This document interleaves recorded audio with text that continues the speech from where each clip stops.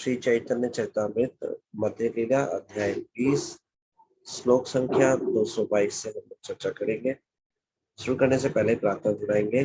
जय जय श्री चैतन्य जय नित्यानंद श्री अद्वैत चंद्र जय गौर भक्त वृंद। जय जय श्री चैतन्य जय नित्यानंद श्री अद्वैत चंद्र जय गौर भक्त वृंद। जय जय श्री चैतन्य जय नित्यानंद श्री अद्वैत चंद्र जय गौर भक्त वृंद। ओम अज्ञानतिमिरान्धस्य ज्ञानाञ्जनशलाकया चक्षुरुन्मीलितं येन तस्मै श्रीगुरवे नमः। श्रीचैतन्यमनोभीष्टं स्थापितं येन भूतले स्वयं रूपः कदा मह्यं ददाति स्वपदान्तिकं। वन्देऽहं श्रीगुरुं श्रीयुतापदकमलं श्रीगुरून् वैष्णवांश्च श्रीरूपं साग्रजातं सहगण रघुनाथान्वितं तं सजीवं साद्वैतं सावधूतं परिजन सहितं कृष्ण चैतन्य देवं श्री राधा कृष्ण पदा सहगण ललिता श्री विशाखान्विताश्च। हे कृष्ण करुणा सिंधु दीनबंधो जगतपते गोपेश गोपिका कांत राधा कांत तमोस्तुते तप्त कांचन गौरांगी राधे वृंदावनेश्वरी वृषभानुसुते देवी प्रणमामि हरिप्रिये। वाञ्छाकल्पतरुभ्यश्च कृपा सिन्धुभ्यैव च पतितानां पावनेभ्यो वैष्णवेभ्यो नमो नमः। जय श्री कृष्ण चैतन्य प्रभु नित्यानंद श्री अद्वैत गदाधर श्रीवासादि गौर भक्तवृंद। हरे कृष्णा कृष्ण कृष्ण हरे हरे हरे राम राम राम हरे हरे।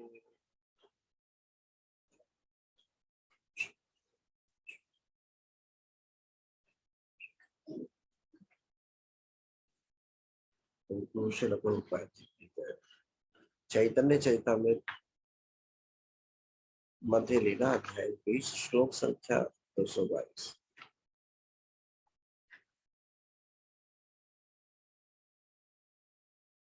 दक्षिणा अधोहस्त हेते वामद पर्यंत चक्रादि अस्त्र धारण गणनार अंत। तो हमने सभी चर्चा की थी 24 भगवान के विस्तारों के बारे में। जो चार जो भगवान के चतुर्व्यूह है सेकेंडरी एक्सपेंशन, उससे हमने संबंधित हमने डिस्कशन किया था कि चार वो विस्तार भगवान के, फिर उन चारों विस्तार से 5 प्रकार के अलग अलग विस्तार, 3-3 प्रत्येक से 1 प्रकार के, 2-2 एक प्रकार से, उन सभी के नाम भी हमने चर्चा की थी। 24 विस्तार थे। अब उनके बारे में भगवान बता रहे हो किस प्रकार से 24 जो है वो भगवान के हाथों में अलग अलग आयुध है, उसके अनुसार उनके नाम है। तो दक्षिणाधो हस्त हेते वामद पर्यंत चक्रादि अस्त्र धारण गणनार अंत। गणना करने की विधि से यह है कि निचले दाएं हाथ से प्रारंभ, दाया मतलब लेफ्ट, लेफ्ट हैंड से प्रारंभ करते हैं तो क्या होगा, दाएं हाथ से प्रारंभ करके ऊपरी दाहिने हाथ, ऊपरी बाएं हाथ तथा निचले बाएं हाथ तक बढ़े, जैसे क्लॉकवाइज ऐसे। दाएं हाथ से शुरू करेंगे लेफ्ट हैंड से, तो ऐसे क्लॉकवाइज। दाया लेफ्ट ही होता है ना, थोड़ा हिंदी में कंफ्यूजन हो जाती है। लेफ्ट ही होता है दाया, बाया राइट होता है, दाया राइट होता है। तो राइट हैंड से लेकर के ऐसे क्लॉकवाइज जो है ये गणना होगी।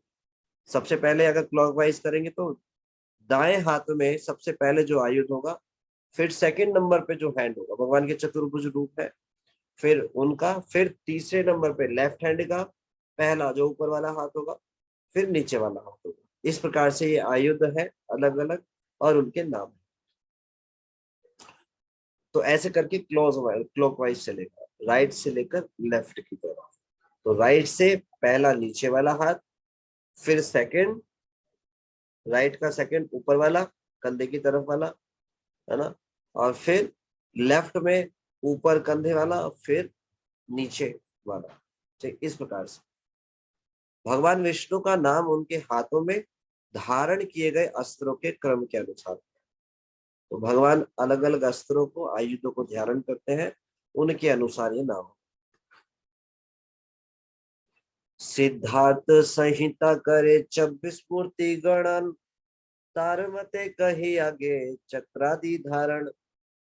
सिद्धार्थ संहिता के अनुसार भगवान विष्णु के 24 रूप है। सर्वप्रथम उसी ग्रंथ के अनुसार चक्र से आरंभ करके उन अस्त्रों की स्थिति का वर्णन करूंगा। स्वयं चैतन्य महाप्रभु स्वयं कौन है? ब्रजेंद्र नंदन श्याम सुंदर, जो मूल तत्व है, मूल रूप है, वो बता रहे हैं अपने विस्तार के बारे में, जितने भी भगवान के विस्तार है। लेकिन देखिए, भगवान अपने आचार्य प्रभु जीवे ने सिखाए, भगवान अपने आचरण से सबको सिखा रहे हैं। तो चैतन्य महाप्रभु स्वयं भगवान है, श्री चैतन्य है, श्री राधा कृष्ण ना ही अन्य। राधा कृष्ण है जो भगवान हमेशा निरंतर दिव्य लीलाएं करते हैं। लेकिन अभी भगवान ने कुछ जिम्मेदारी ली है। भगवान चाहते हैं सारी जीवात्माएं भगवान के पास वापस आए, लेकिन इतनी दंड जीवात्मा है, भगवान का आश्रय ही नहीं लेना चाहती। संसार में बार बार पिट रही है, लेकिन भगवान की तरफ मुख नहीं कर रही है। तो भगवान ने करुणा की अपार, अपनी करुणा को प्रकट करा चैतन्य महाप्रभु के रूप में प्रकट होता, जो कि भगवान का मूल स्वरूप है। चैतन्य महाप्रभु कोई अवतार नहीं है, वो अवतारी है। तो भगवान आकर के भगवान के अलग अलग विस्तार, क्रिएशन के बारे में बता रहे हैं। वैसे साधारणतः ये सब कुछ बताने की आवश्यकता नहीं है, लेकिन जीव इतना कॉम्प्लिकेटेड है, उसको हर चीज की डिटेल चाहिए। हाँ, स्वीकार ही नहीं करता। तो भगवान हर चीज के बारे में बता रहे हैं, करुणा कर रहे हैं भगवान। तो भगवान यहाँ पर आचार्य की भूमिका भी निभा रहे हैं। चैतन्य महाप्रभु स्वयं आचार्य की भूमिका निभा रहे हैं, और साथ ही साथ भक्त कैसा हो उसका उदाहरण भी प्रस्तुत कर रहे हैं। तो आचार्य की दृष्टि से इस बात को स्थापित कर रहे हैं, जो वाणी बोले उसको शास्त्रों के प्रमाण के साथ। तो ये 24 अवतार सिद्धार्थ संहिता के अनुसार, भगवान को एक कोट करने की आवश्यकता नहीं है। धर्मम तो साक्षात भगवत प्रणीतम, जो भगवान बोलते हैं वही धर्म है और वही शास्त्र है। तो भगवान को किसी प्रमाण देने की क्या आवश्यकता है? लेकिन भगवान आचार्य के गुणों को प्रकट कर रहे हैं, किस प्रकार से आचार्यों को प्रमाण के साथ बोलना चाहिए। तो तात्पर्य में श्रील प्रभुपाद जी 12 जो 24 रूप है उनका वर्णन कर रहे हैं। तो एक बार लिख लेते हैं। 24 रूप है वसुदेव, जो कि 4 एक्सपेंशन है।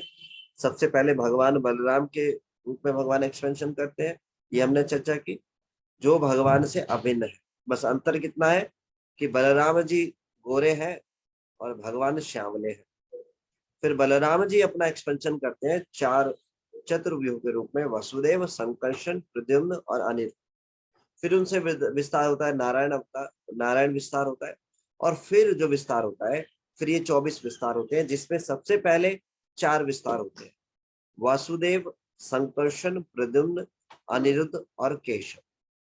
तो पहले को ले वासुदेव को, तो 3 तिलक मंत्रों को याद रखना चाहिए। नारायण, माधव, गोविंदम। गोविंद किससे हुए? वसुदेव जी से हुए। संकर्षण से फिर आगे हुए विष्णु, मधुसूदन और त्रिविक्रम। तो ये 3 हो गए शंकर जी से। फिर प्रद्युम्न, प्रद्युम्न जी से हुए वामन, श्रीधर, ऋषिकेश। और फिर अनिरुद्ध से हुए पद्मनाभ, दामोदर, नहीं सॉरी कोई रह गए, वामन, श्रीधर, ऋषिकेश हो गए। फिर पद्मनाभ, दामोदर और हो गए हमारा, कौन से मैं मिस कर गया था? वासुदेव नहीं, वो तो 13वां है। ओम केशव स्टार्टिंग में मैं मिस कर गया, है ना। नारायण से शुरू किया मैंने, तो केशव से। तो आप उस गणना के हिसाब से 3 जो तिलक मंत्र हैं उनको वासुदेव, संकर्षण, प्रद्युम्न, अनिरुद्ध से जोड़ दीजिए। तो कितने हो गए? 4 3 12। और 4 जो मूल जो विस्तार हुए, वसुदेव, संकर्षण, प्रद्युम्न, अनिरुद्ध, और फिर 12 तिलकमन, केशव, नारायण, माधव, गोविंद, विष्णु, मधुसूदन, त्रिविक्रम, वामन, श्रीधर, ऋषिकेश, पद्मनाभ, दामोदर। तो ये हो गए 16। अब उसके बाद एक वासुदेव जी से 2 अन्य एक्सपेंशन, कौन कौन से? पुरुषोत्तम, अच्युत। फिर शंकर जी से 2 एक्सपेंशन, इसको मेहुल प्रभु जी बताएंगे। मेहुल प्रभु जी आप बता दीजिए, एक बार करेक्ट कर दीजिए। हाँ, अधोक्षज और पुरुषोत्तम। 8 अधोक्षज और पुरुषोत्तम, रिवीजन हो जाएगा, मैं इसको दोबारा बोल रहा हूँ। अधोक्षज जी से सॉरी वासुदेव जी से हुए अधोक्षज और पुरुषोत्तम, और शंकर जी से उपेंद्र और अच्युत, और फिर अनिरुद्ध से हुए नरसिंह और जनार्दन, और अनिरुद्ध से हरि और कृष्ण। ठीक है, तो ये हुए टोटल मिलाकर 24। तो 16 तक हमने चर्चा की दामोदर, फिर 17वें पुरुषोत्तम, अच्युत, 19वें नरसिंह, 20वें जनार्दन, हरि, कृष्ण, अधोक्षज तथा उपेंद्र। तो ये सीक्वेंस में नहीं है, इसको एक बार रिवीजन करने की दृष्टि से हमने चर्चा की। एक बार मैं फिर दोबारा बता रहा हूँ। वासुदेव, संकर्षण, प्रद्युम्न, अनिरुद्ध। वासुदेव से आए केशव, नारायण, माधव। संकर्षण से गोविंद, विष्णु, मधुसूदन। प्रद्युम्न से त्रिविक्रम, वामन, श्रीधर। और अनिरुद्ध जी से ऋषिकेश, पद्मनाभ और दामोदर।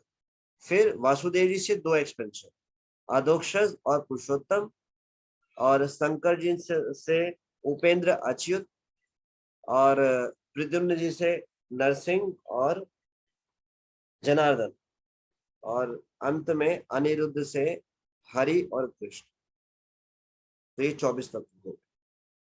अब एक एक के बारे में विस्तार से यहाँ बता रहे हैं भगवान।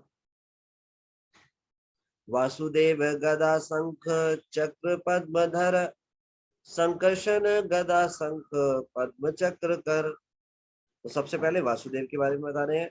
भगवान वासुदेव अपने निचले दाहिने हाथ में, तो ये पहली बात हुई थी, क्लॉकवाइज चलेंगे। निचले दाहिने हाथ में गदा है सबसे पहले, ऊपरी दाएं हाथ में शंख है, फिर गदा वाले जो हैंड है उसी वाले ऊपर वाले हैंड में शंख है, फिर ऊपरी बाएं हाथ में चक्र है लेफ्ट में, और फिर निचले बाएं हाथ में कमल का फूल। तो ये कौन है? वासुदेव पहले। दूसरे, शंकर्षण अपने निचले दाहिनी हाथ में गदा, एज इट इज सेम हो गया, जो वासुदेव का है गदा सेम हो गया। ऊपरी दाएं हाथ में शंख, तो ये भी सेम हो गया। अब ऊपरी बाएं हाथ में कमल का फूल, यहाँ चेंज हो गया, चक्र की जगह कमल फूल आ गया, और निचले बाएं हाथ में चक्र धारण किया हुआ है। इसमें अंतर क्या हुआ? वासुदेव संकर्षण में एक अंतर हुआ, लेफ्ट हैंड में ऊपर चक्र है संकर्षण जी के हाथ में, और नीचे सॉरी वासुदेव जी के हाथ में नीचे कमल।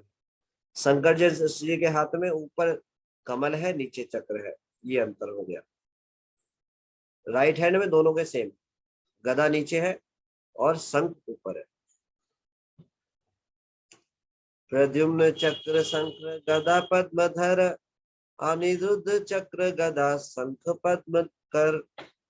अब प्रद्युम्न जी जो है सबसे पहले चक्र है राइट हैंड में, फिर शंख है ऊपर, फिर लेफ्ट हैंड में गदा है ऊपर, और कमल सबसे हैंड में नीचे है। फिर अनिरुद्ध सबसे पहले चक्र, फिर गदा, दोनों में सेम हो गए, फिर शंख और कमल, तो ये ऊपर नीचे का अंतर हो गया। प्रद्युम्न जी के हाथ में पहले चक्र फिर शंख हो गया, और अनिरुद्ध जी के हाथ में क्या हुआ? चक्र नीचे हो गया और गदा ऊपर हो गई। तो गदा इसमें अंतर है, राइट की जगह प्रद्युम्न जी के हाथ में राइट में है और यहाँ लेफ्ट में है। थोड़ा मैं इसको सीक्वेंस ही पढ़ देता हूँ, इसको कंपैरिजन करेंगे तो मुझे लग रहा है डिफिकल्टी हो जाएगी और समझ में नहीं आएगा, है ना। तो प्रद्युम्न जी के हाथ में चक्र है पहले राइट हैंड में, फिर शंख है ऊपर, फिर लेफ्ट हैंड में गदा है ऊपर, और फिर कमल है नीचे। फिर अनिरुद्ध जी के हाथ में चक्र सबसे नीचे वाले हाथ में, फिर ऊपर गदा है, फिर लेफ्ट हैंड में शंख ऊपर है और कमल नीचे है। पर व्योमे वासुदेवादि निज निज अस्त्र धर, तारमति के है कही ये सब अस्त्र कर। पर व्योम में वासुदेव आदि अंश अपने अपने क्रम से अस्त्रों को धारण करते हैं। उनका वर्णन करने के लिए मैं सिद्धार्थ संहिता के मत को दोहरा रहा हूँ। अब चार जो चतुर्व्यूह है उनके एक्सपेंशन जो है उनके बारे में भगवान बता रहे हैं।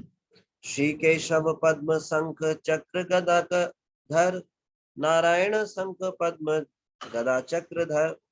भगवान केशव पद्म शंख चक्र तथा गदा धारण करते हैं। भगवान नारायण शंख पद्म गदा तथा चक्र धारण करते हैं। इसको एक ग्राफ भी बनाया जा सकता है।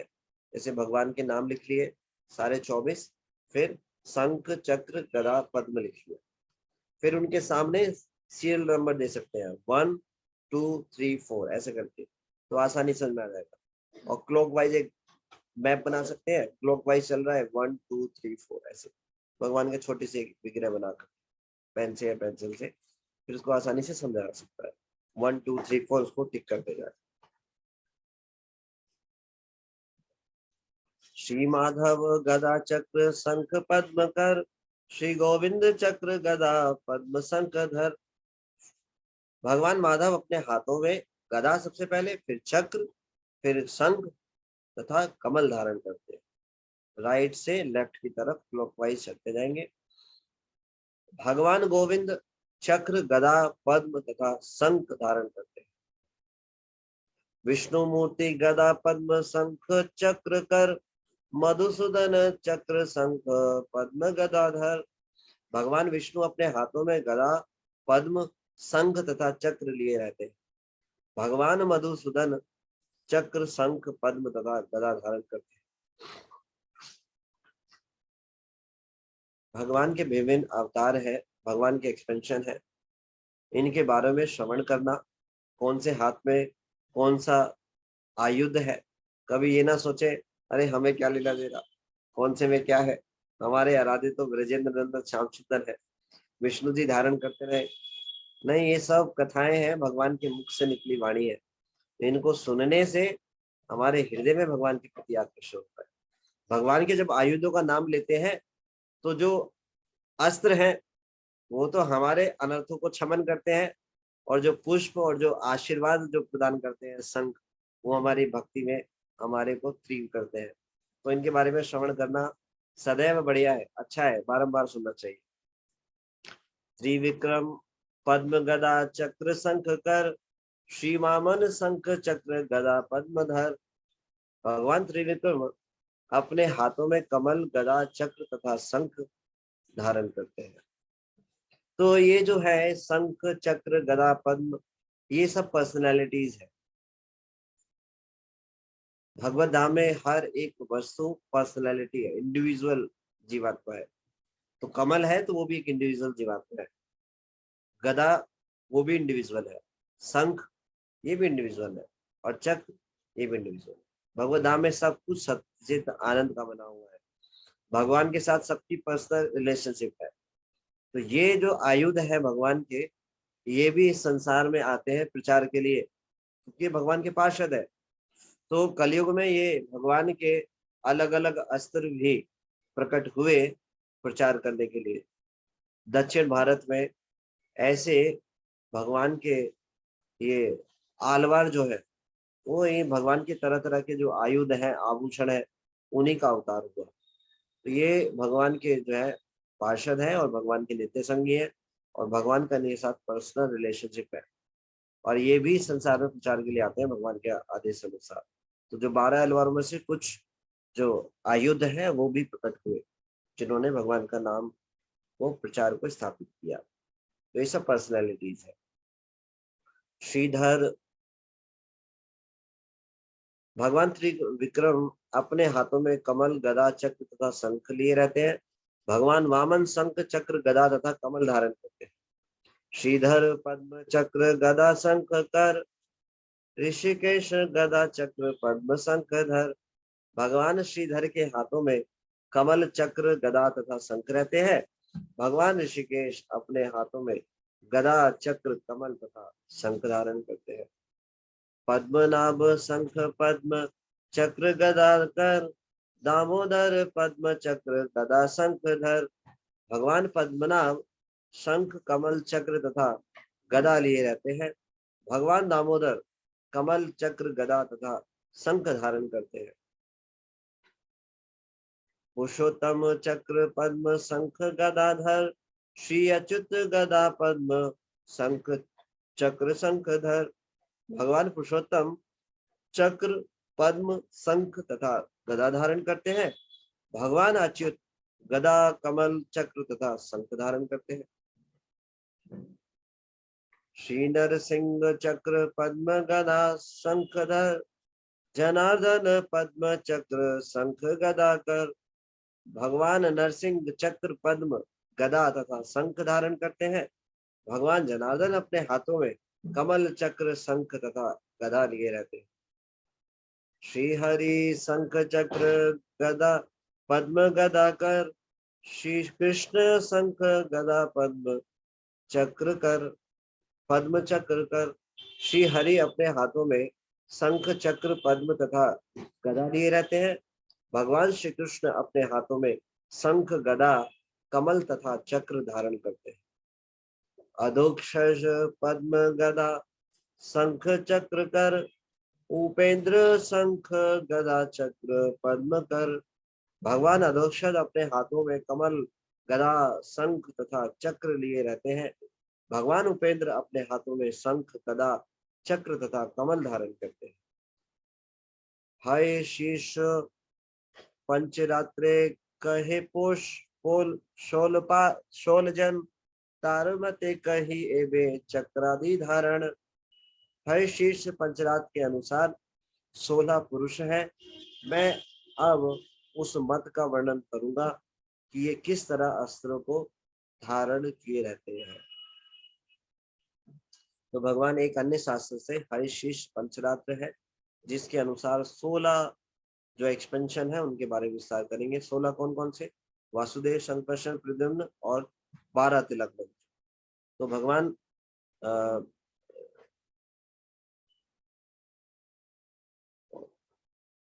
सिद्धार्थ जो संहिता है उसे वर्णन कर चुके हैं और प्रमाण के साथ भगवान और वर्णन कर रहे हैं। तो ये 16 है।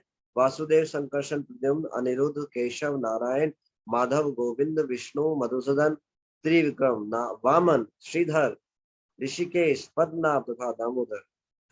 तो वास्तव में तो भगवान के का भजन चल रहा है। नरसिंह वामन श्री मधुसूदन, ब्रजेंद्र नंदन श्यामा। तो भगवान के नाम चल रहे ना बार बार, तो ये भजन चल रहा है एक प्रकार से। केशव भेदे पद्म शंख गदा चक्रधर, माधव भेदे चक्र गदा शंख पद्म कर। केशव को कमल शंख गदा तथा चक्र धारण किए भिन्न बतलाया जाता है और माधव को हाथों में चक्र गदा धारण करने वाले अस्त्रों के अनुसार प्रस्तुत किया जाता है। तो यहाँ पर जो बताया है इस ग्रंथ में हयशीष पंचरात्र में, तो वो थोड़ा भिन्न बताया गया है, तो इसको श्रवण कर लेना चाहिए। तो भिन्न हो सकता है। भगवान किसी को भी जब प्रकट होते हैं तो अलग अलग रूप में भगवान दर्शन देते हैं। अब भगवान की इच्छा, भगवान जिस हाथ में जो चाहे आयुध पकड़े, कोई ये नहीं कह सकता वहां तो ये लिखा हुआ है। तो भगवान कभी भी किसी रूप में कुछ भी दर्शन दे सकते हैं, कैसे भी कर सकते हैं, वो पूर्ण स्वतंत्र है। नारायण भेदे नाना अस्त्र भेद धर, इत्यादि की भेद यही सब अस्त्र कर। हयशीष पंचरात्र के अनुसार नारायण तथा अन्यों को भी विभिन्न हाथों में धारण करने वाले अस्त्रों के अनुसार प्रस्तुत किया जाता है। तो वहां भी ऐसे ही बताया गया, अलग अलग अस्त्रों के अनुसार। स्वयं भगवान और लीला पुरुषोत्तम, ए दुई नाम धरे ब्रजेंद्र नंदन। आदि पूर्ण पुरुषोत्तम भगवान कृष्ण जो महाराज नंद के पुत्र है, उनके 2 नाम है। एक है स्वयं भगवान तथा दूसरा है लीला पुरुषोत्तम। पुरीर आवरण रूपे पुरीर नव देशे, नवव्यूह रूपे नवभूति प्रकाशे। भगवान कृष्ण द्वारकापुरी को उसके रक्षक के रूप में घेरे रहते हैं और वे पुरी के 9 विभिन्न स्थानों में 9 भिन्न भिन्न रूपों में अपना विस्तार करते हैं। चत्वारो वासुदेवाद्य नारायण नरसिंहो हयग्रीव महाक्रोडो ब्रह्मा चेति नवोदित। जिन 9 पुरुषों का उल्लेख हुआ है वे है वासुदेव, संकर्षण, प्रद्युम्न, अनिरुद्ध, नारायण, नरसिंह, हयग्रीव, वराह तथा ब्रह्मा। तो श्रील प्रभुपाद जी तात्पर्य में लिखते हैं लघु भागवतामृत से। यह श्लोक लघु भागवतामृत 1.451 में पाया जाता है। यहाँ पर उल्लेखित ब्रह्मा जीव नहीं है। कभी कभी जब ब्रह्मा का पद ग्रहण करने के लिए जीवों का अभाव हो जाता है, जब महाविष्णु स्वयं ब्रह्मा के रूप में विस्तार करते हैं, इस ब्रह्मा को जीव नहीं मानते, वे विष्णु के अंश होते हैं। तो यूनिवर्सल गवर्नमेंट में जो अलग अलग देवी देवता है वो ऐसा ही होता है कि किसी जीव तत्व को ही जिम्मेदारी सौंपी जाती है उसकी योग्यता के अनुसार। लेकिन कई बार योग्य जीव ना होने के कारण भगवान उस पद को खुद संभालते हैं। तो यहाँ पर जो ब्रह्मा जी का वर्णन आया है वो स्वयं भगवान ही है, वो ब्रह्मा जी नहीं है, वो कोई जीव तत्व नहीं है। इस बात को प्रभुपाद जी क्लियर कर रहे हैं। तो ये ब्रह्मा जी के बारे में, वो जीव तत्व के बारे में बात नहीं हो रही। तो भगवान किसी जीव को डायरेक्ट जिम्मेदारी भी देते हैं और जीवात्मा अपनी योग्यता के अनुसार उस पद को प्राप्त भी करता है। लेकिन कई बार ऐसा नहीं होता, कोई नहीं मिलते, तो भगवान स्वयं उस पद को संभालते हैं। प्रकाश विलासेरे कैनु विवरण स्वांसेरा भेद एवे सुन सनातन। मैं विलासों तथा प्रकाशों का वर्णन कर चुका हूँ, अब मुझसे विभिन्न स्वांसों के विषय में सुनो। तो भगवान अपने स्वांस विस्तार के बारे में वर्णन कर रहे हैं। संकर्षण मत्स्य आदि दुई भेद तार, संकर्षण पुरुषावतार लीलावतार। और प्रथम स्वांस व्यक्तिगत विस्तार संकर्षण है और अन्य सभी अवतार है मत्स्य इत्यादि। संकर्षण पुरुष तथा विष्णु के विस्तार है। मत्स्य जैसे अवतार विभिन्न युगों में विशिष्ट लीलाओं के लिए प्रकट होते हैं। तो भगवान के ऐसे बहुत सारे अवतार हैं जिनको श्रीमद् भागवतम में भी संक्षिप्त रूप में बताया है। तो भगवान की ये पुरुष सृष्टि के जो पुरुष अवतार सृष्टि के स्वामी होते हैं, ये है कारणोदक्षाई विष्णु, गर्भोदक्षाई विष्णु और क्षीरोदक्षाई विष्णु। तो ये भगवान के पुरुष अवतार है और उनमें से फिर लीला अवतार है भगवान के अलग। कुछ लीला अवतार भी हैं जिनमें ये सब सम्मिलित है। चतुष्कुमार, नारद मुनि, वराह, मत्स्य, यज्ञ, नर नारायण, कार्तिक, कपिल, दत्तात्रेय, हयशीष, हंस, ध्रुवप्रिया, कृष्णगर्भ, ऋषभ, पृथु, नरसिंह, कूर्म, धन्वंतरी, मोहिनी, वामन, भार्गव, परशुराम, राघवेंद्र, व्यास, प्रलम्बारी, बलराम, कृष्ण, बुद्ध तथा कल्कि। ये भगवान के अलग अलग लीला अवतार है। अवतार है कृष्ण षडविध प्रकार, पुरुषावतार एक लीलावतार आर। तो 6 प्रकार के भगवान के विस्तार होते हैं। षडविध प्रकार 6 प्रकार के कौन कौन से? भगवान के 6 तरह के अवतार होते हैं। एक तो विष्णु के अवतार जो कि पुरुष अवतार कहलाते हैं। तो भगवान विष्णु के जितने भी अवतार हैं वो विष्णु के जो अवतार हैं वो पुरुष अवतार है, जो मुख्यतः 3 है, कारणोदक्षाई विष्णु, क्षीरोदक्षाई विष्णु और गर्भोदक्षाई विष्णु। और दूसरे अवतार विभिन्न लीलाओं को संपन्न करने के लिए लीला अवतार। तो बाकी जितने भी अवतार है जो भगवान के विभिन्न है दूसरे अवतार, वो है सब लीलाओं को संपन्न करने के लिए लीला अवतार। जो लीलाओं को विशेष लीलाओं को संपन्न करने के लिए है वो है लीला अवतार। गुणावतार और मनवंतर अवतार, युगावतार और सत्यावेश अवतार। तो कौन कौन से हो गए? पुरुषावतार, लीलावतार, गुणावतार, मनवंतर अवतार, युगावतार और सत्यावेश अवतार। 6 प्रकार के अवतार होते हैं। तो फिर गुण अवतार जो भौतिक गुणों का नियंत्रण करते हैं, मनवंतर अवतार जो प्रत्येक मनु के शासन में प्रकट होते हैं, युग अवतार विभिन्न युगों में अवतार लेने वाले, तथा शक्तावेश अवतार शक्ति संचित जीवों के अवतार। तो ये 6 प्रकार के अवतार। तो मनवंतर अवतार कौन से होते हैं? जो ब्रह्मा जी के 14 जीवन, ब्रह्मा जी की जो आयु के एक दिन में 14 मनु होते हैं, तो 14 मनु है, उनमें से उदाहरण यहाँ श्री प्रभुपाद ने बताया कि मनवंतर अवतार है कौन से। ये भागवतम में वर्णन आया था, इसको विस्तार से पढ़ा था।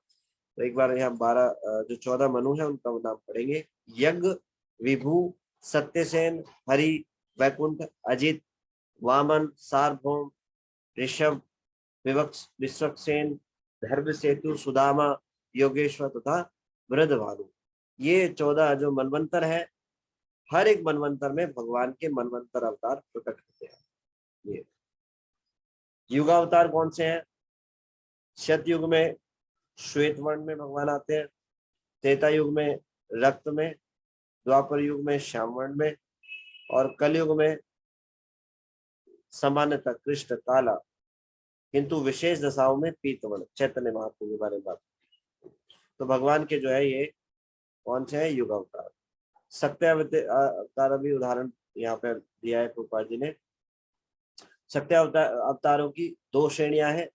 दैवी तल्लीनता के स्वरूप में भगवद आवेश, ये था कपिल देव या ऋषभ देव जो एग्जाम्पल है इसका, और दैवी शक्ति संपन्न रूप जिसमें 7 प्रमुख है। वैकुंठ लोक में शेषनाग, जिन्हें भगवान की निजी सेवा प्राप्त करने के लिए शक्ति गई। दूसरा अनंत शेख, जिन्हें ब्रह्मांड के समस्त लोकों को धारण करने की शक्ति दी गई, भूभारण शक्ति दी गई। तीसरा ब्रह्मा, जिन्हें सृष्टि रचने की शक्ति प्रदान की गई।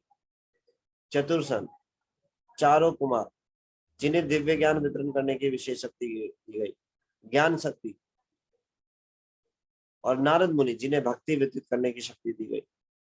महाराज पृथु, जिन्हें जीवों पर शासन करने की शक्ति दी गई। और परशुराम, जिन्हें धूर्तों तथा असुरों का दमन करने की शक्ति दी गई। तो ये सत्तावेश अवतारों की जो है उदाहरण है।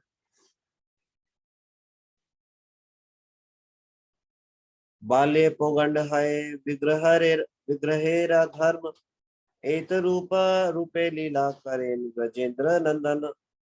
अर्चा विग्रह की विशिष्ट अवस्थाएं हैं बाल्य तथा पौगंड। महाराज नंद के पुत्र श्री कृष्ण ने शिशु तथा बालक के रूप में अपनी लीलाएं संपन्न की। तो भगवान जो अपनी लीलाएं करते हैं वो 3 भागों में बटी होती है, बाल्य, पौगंड और कैशोर, है ना। तो बाल्य लीलाएं भगवान की 5 वर्ष की अवस्था तक की जो लीलाएं होती हैं वो बाल्य लीलाएं, और 5 वर्ष से 10 वर्ष तक की अवस्था की जो लीलाएं होती हैं वो होती है कैशोर लीला। और फिर उसके बाद जो है पौगंड लीला 5 से 10 तक, और फिर जो 10 से 15 आया उसके बाद जो है वो सारी 10 से 15 जो है वो कैशोर लीलाएं, और फिर भगवान की तो फिर वो बाकी है ही। अनंत अवतार कृष्ण नाहिक गणन, शाखा चंद्र न्याय करी दिग्दर्शन। कृष्ण के अवतार असंख्य हैं, उनकी गणना कर पाना संभव नहीं है। हम चंद्रमा तथा वृक्ष की शाखाओं का उदाहरण देकर केवल उनका संकेत कर सकते हैं। तो भगवान के जो विस्तार है, अवतार है, वो अनंत है, उनकी गणना कर पाना असंभव है।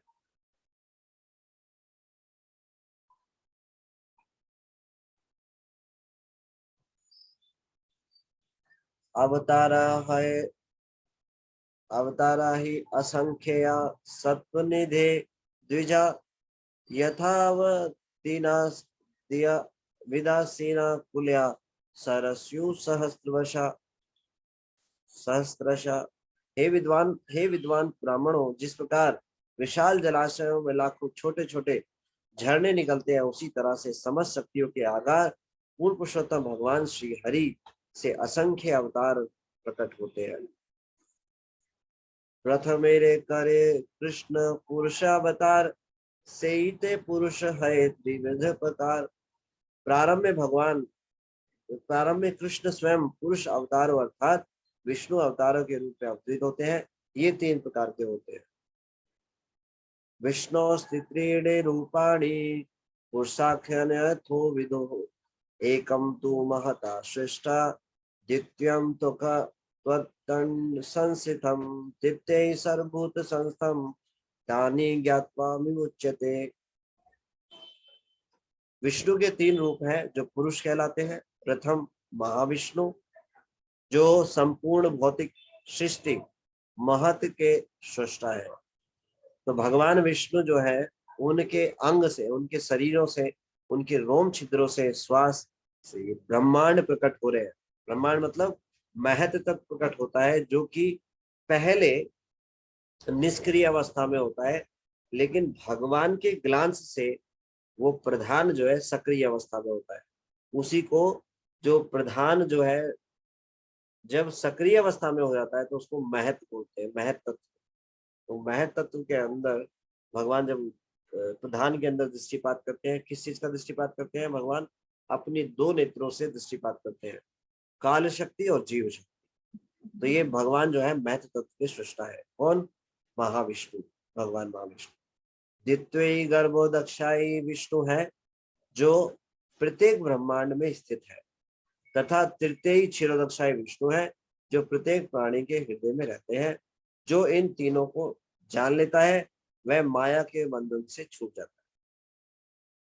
तो हमने चैतन्य महाप्रभु की कृपा से, श्रील प्रभुपाद जी की कृपा से इन तीनों को जान लिया है। तो क्या हुआ? माया का बंधन छूट गया। जो इनको जान लेता है, रियलाइज ना भी करे तो पढ़ रहा है तो भी छूट जाएगा। तो कौन कौन से 3 रूप है? महाविष्णु जो कि कारणोदकशाही विष्णु कहलाते हैं, कारणो उदकशाही, इसको भी ऐसे भी बोलते हैं, कारण उदकशाही या कारणोदकशाही विष्णु, दोनों ही प्रकार से प्रोनाउंसिएशन किया जाता है। दूसरे हैं गर्भ उदकशाही विष्णु या गर्भ उदकशाही विष्णु, और तीसरे हैं क्षीर उदकशाही विष्णु, क्षीर उदकशाही विष्णु, दोनों प्रकार से प्रोनाउंसिएशन कर सकते हैं। तो जो ब्रह्मांडों को, जो महतत्व को प्रकट करते हैं, प्रधान को, और इसको सक्रिय करते हैं, महतत्व बनाते हैं, वो है कारणोदकशाही विष्णु। गर्भोदकशाही विष्णु हर एक ब्रह्मांड में एंटर कर जाते हैं और उसको अब आधे ब्रह्मांड को भर देते हैं अपने शरीर से निकले जल से, और उसमें विराजमान हो जाते हैं। ये कार्य है गर्भोदकशाही जी का, इतना ही। इसके बाद जो है क्षीरोदकशाही विष्णु जो है एक्सपेंड करते हैं, जो हर एक तत्व में विराजमान हो जाते हैं परमात्मा स्वरूप में। और जो भगवान के जितने भी अवतार होते हैं उसका रूट है क्षीरोदकशाही विष्णु। एक हाईवे होता है ना कहीं जाने के लिए, तो जितने भी अवतार होते हैं वो क्षीरोदकशाही भगवान के रूट से आते हैं, उन्हीं से एक्सपेंशन। अवतारी भगवान कृष्ण भी आते हैं तो उन्हीं के माध्यम से रूट को लेकर आते हैं। इस प्रकार से अनंत शक्ति मध्य कृष्ण 3 शक्ति प्रधान, इच्छा शक्ति, ज्ञान शक्ति, क्रिया शक्ति नाम। तो भगवान की जो शक्तियां हैं वो अनंत है। भगवान की शक्तियों की गणना नहीं की जा सकती, अनंत शक्तियां हैं। लेकिन इन सभी शक्तियों के मध्य 3 शक्ति भगवान की जो है वो प्रधान है, इच्छा शक्ति, ज्ञान शक्ति और क्रिया शक्ति। कृष्ण की अनंत शक्तियां हैं जिनमें से 3 प्रमुख है, ये है इच्छा शक्ति, ज्ञान शक्ति तथा क्रिया शक्ति। इच्छा शक्ति प्रधान कृष्ण, इच्छाए सर्व करता, ज्ञान शक्ति प्रधान वासुदेव अधिष्ठदाता। इच्छा शक्ति के प्रधान भगवान कृष्ण है, क्योंकि उनकी परम इच्छा से ही हर वस्तु का अस्तित्व है। इच्छा के लिए ज्ञान की आवश्यकता है और वह ज्ञान वासुदेव के माध्यम से व्यक्त होता है। तो 3 शक्ति है भगवान की, इच्छा शक्ति, ज्ञान शक्ति और क्रिया शक्ति। इच्छा ज्ञान क्रिया बिना न है सृजन, तीने रे तीन शक्ति मेली प्रपंच रचन। विचार, अनुभव, इच्छा, ज्ञान तथा क्रिया के बिना सृजन संभव नहीं है। परम इच्छा, ज्ञान और क्रिया के मेल से विराट जगत की रचना होती है। तो इच्छा होना सिम्टम है एक पर्सनैलिटी का। जो परम सत्य है वो एक व्यक्ति है। ये कैसे पता चलेगा? जहां पर इच्छा है इसका मतलब वो व्यक्ति विशेष है। संसार में आप जड़ पदार्थ देखोगे, उनमें इच्छा नहीं होती। जड़ पदार्थ, हाँ, कॉन्शियसनेस होती है वो, क्योंकि भगवान विराजमान है। और हर एक जो तत्व है वो जीव तत्व से जहां भी चेतन है वो जीव तत्व है। लेकिन कोई बोले भगवान निराकार है, तो ये बात एक्सेप्ट नहीं की जा सकती। भगवान में इच्छा है, लेकिन हमारा जो अनुभव है और इस संसार का जो अनुभव है वो भौतिक इच्छाओं का है। लेकिन भगवान के अंदर पूर्णतः आध्यात्मिक इच्छाएं हैं। तो भगवान इस संसार को क्रिएट करते हैं अपनी इच्छा शक्ति से। तो भगवान की जो इच्छाएं हैं वो सब आध्यात्मिक है, पूर्णतः आध्यात्मिक है। भगवान के अंदर भौतिक इच्छा नहीं है, लेश मात्र। तो संसार को भी क्रिएट करते हैं भगवान, किस लिए? वो भी जीवात्माओं के लिए, जीवात्माओं को सुधार करने के लिए, जिससे मेरी सेवा में लग सको। तो ये संसार को सृजन होता है किस लिए? जीवात्माओं को सुधारने के लिए। तो ये भगवान की इच्छा शक्ति से ही संपन्न हो जाता है। क्रिया शक्ति प्रधान संकर्षण बलराम, प्राकृत आपकृत सृष्टि करे न निर्माण।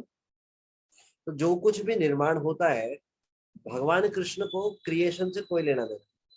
भगवान व्यक्तिगत रूप से पर्सनली जाकर के संसार की संरचना नहीं करते। भगवान आनंद रस के जो है विग्रह, ये कंस्ट्रक्शन करना, जनरली आप देखते हैं कोई व्यक्ति धनी व्यक्ति है जिसके पास धन है, वो खुद थोड़ा कंस्ट्रक्शन करता है, चिनाई करेगा, अलग अलग चीजों के लिए व्यवस्था करेगा, नहीं। वो लक्ष्मी खर्च करेगा अपनी शक्ति के द्वारा। मतलब एक व्यक्ति की शक्ति क्या हुई? लक्ष्मी है उसके पास, वो खर्च करेगा, मकान बनवा लेगा। ऐसे ही भगवान को पर्सनली जाकर के संसार को क्रिएट करने की आवश्यकता नहीं है। भगवान की शक्तियां कार्य करती है। तो भगवान अपना एक्सपेंशन करते हैं और इस सृष्टि का निर्माण करते हैं। पर्सनली भगवान तो हमेशा अपने मुख्य कार्य में लगे रहते हैं। मुख्य कार्य क्या है भगवान का? भक्तों के साथ माधुर्य लीलाएं करना, प्रेम पूर्वक आदान प्रदान करना, वेणु बजाना। भगवान, यही भगवान का कार्य है। भगवान को और कोई कार्य नहीं है। एक बार एक अंग्रेज आए, उन्होंने देखा, अलग अलग भगवानों को देखा, तो वो इस बात से कन्विंस हो गए और देख करके बोले, हाँ, यही ऐसी पर्सनैलिटी है जिसके पास कोई कार्य नहीं है। सबके पास करने के लिए कोई ना कोई कार्य है। इसका मतलब यही परम भगवान है। भगवान खड़े हुए कैसे? त्रिभंग रूप में, तीन जगह से बके हुए हैं और फिर भी बड़े चिंता मुक्त खड़े हुए हैं।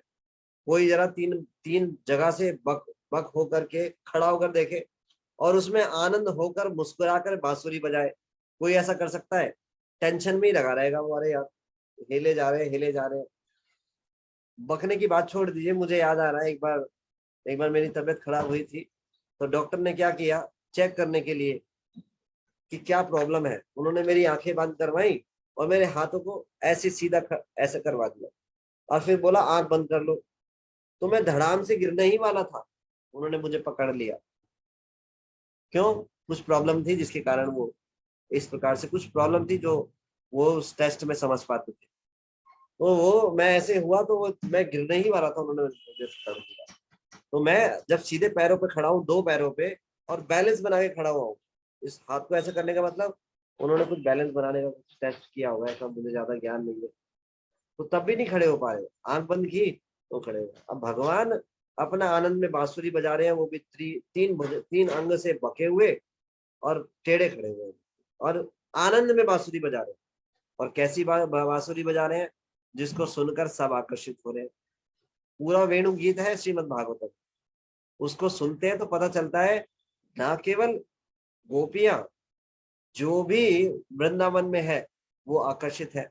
सारे पशु पक्षी खाना पीना छोड़ करके पेड़ में ऊपर जाकर चढ़कर जो है भगवान को देखना चाहते हैं, उनको सुनना चाहते हैं। विगतान्य वाचा मिलित दृश्यो, ऐसा शब्द यूज किया गया। मिलित दृश्यो पक्षी के लिए जो दृश्य शब्द यूज किया गया, मिलित दृश्यो मतलब एक तक होकर देख रहे हैं भगवान को। विगतान्य वाचा, मुख बंद हो गए। विगतान्य वाचा मतलब अन्य कोई बात नहीं, कृष्ण के बारे में ही चर्चा कर रहे हैं। तो भगवान जब अपनी माधुरी, अपनी इन दिव्य लीलाओं को करते हैं, तो भगवान को और कोई कुछ कार्य करने की आवश्यकता नहीं है। भगवान तो व्यस्त रहते हैं अपने सभी भक्तों के साथ दिव्य आदान प्रदान में।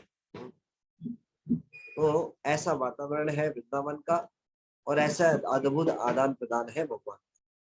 इसीलिए जो गौड़ीय वैष्णव है उनके आराध्य है ब्रजेंद्र नंदन श्याम सुंदर कृष्ण। बाकी विस्तारों के बारे में पढ़ते हैं, विष्णु तत्वों के बारे में पढ़ते हैं, पर नजर जो है वो कृष्ण से नहीं हट, इधर उधर नहीं होती। उनके बारे में सुनते हैं, किस लिए सुनते हैं? कि भगवान के जो ऐश्वर्य हैं कितने विशाल है। भगवान जब सृष्टि की क्रिएशन करते हैं तो उनको खुद को आवश्यकता नहीं पड़ती, अपना विस्तार करते हैं, अलग अलग विस्तार। उन विस्तारों को हम समझ रहे हैं, सृष्टि क्रिएशन को हम समझ रहे हैं, कैसे ब्रह्मांड प्रकट होते हैं, जिससे कि भगवान के ऐश्वर्य पता चले। कई बार भूल हो जाती है, जब कोई व्यक्ति साधारण रूप में हमारे सामने आता है तो कई बार हम उसे साधारण में ले लेते हैं। कई बार जो सरकारी अधिकारी होते हैं वो ये चेक करने के लिए कि जो सरकारी लोग हैं जो कार्य कर अपने काम को ठीक से कर रहे नहीं कर रहे हैं, तो साधारण रूप में ड्रेस बदल कर पहुंच जाते हैं उनके बीच में। जैसे ही उनको देखते हैं तो हलचल मच जाती है। क्यों? व्यक्तित्व तो वही है, उच्च अधिकारी है, देख करके पहचान जाते हैं, तो पता रहता है कौन है। ऐसे ही भगवान जो है ग्वाल बाल रूप में, कहीं पे यहाँ पर अंगूर टांग रखे हैं भगवान के सिंगार में, कहीं पे फूल लगा रखा है। कोई भगवान को देख करके कोई भ्रमित ना हो जाए, कोई साधारण कोई ऐसे ही नहीं, साधारण नहीं है। भगवान के ऐश्वर्य तो देखो कितने विशाल है। उनकी इच्छा मात्र से, इच्छा शक्ति से ये सारे ब्रह्मांड क्रिएट हो जाते हैं, इतने अवतार हो जाते हैं। तो ये सब सुनने के लिए इसलिए है कि भगवान की शक्तियों को समझ ले, भगवान कितने शक्तिशाली है, उनकी इच्छा मात्र से कार्य हो जाते हैं। लेकिन गौड़ीय वैष्णव का जो है एक तक निगाह कहाँ रहती है? भगवान ब्रजेंद्र नंदन श्याम सुंदर।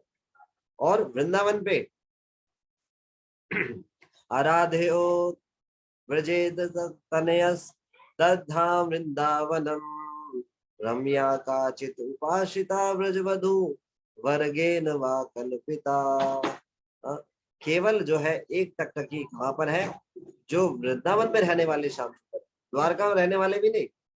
गौड़ीय वैष्णव का वहां भी ध्यान नहीं है। कहाँ पे ध्यान है? ब्रजेंद्र नंदन श्याम सुंदर। इसीलिए जो गौड़ीय वैष्णव के दो चीज जो है, पांच तत्वों के बारे में बताया है श्री विश्वनाथ चक्रवर्ती ठाकुर जी ने इस श्लोक में। पांच तत्वों के बारे में गौड़ीय वैष्णव इन चीजों से नजर नहीं हटाते। आराध्यो ब्रजेश तन्यस तद्धाम वृंदावन। पहला भगवान ब्रजेंद्र नंदन श्याम सुंदर कृष्ण। दूसरा तद्धाम वृंदावनम। कौन से कृष्ण? जो वृंदावन में विराजमान है, जो नित्य वृंदावन में विराजमान है ग्वाल बाल के रूप में। आराध्यो ब्रजेश तन्यस तद्धाम वृंदावनम रम्या काचित उपासिता ब्रजवधू वर्गेन वा कल्पिता। और तीसरे top most devotee of the Lord, गोपियां, भगवान के टॉप मोस्ट डिवोटीज। तो हम गोपीर भर्तु पद कमल्यो दास दासानुदास, इससे अपना चित्त को हटाते नहीं है। ऐसे शुद्ध भक्तों के दास के दास के दास के दास के दास के दास दास। तो तीन पूजनीय चीजें हो गई। कौन? पहले भगवान ब्रजेंद्र नंदन श्याम सुंदर, दूसरे व्रजधाम वृंदावन, तीसरे भगवान के शुद्ध भक्त जो गोपियों के फॉलोवर्स है, राधा रानी के फॉलोवर्स है। तीन तक। तीसरा श्रीमद् भागवतम अमलम पुराणम प्रमाणम अमलम, ऐसा तीसरी लाइन बताया कि श्रीमद् भागवतम, इस चीज को कैसे प्राप्त करेंगे? वृंदावन के कृष्ण, उनके जो फॉलोवर्स हैं, उनके हृदय में जो प्रेम है, उसको कैसे प्राप्त किया जाएगा?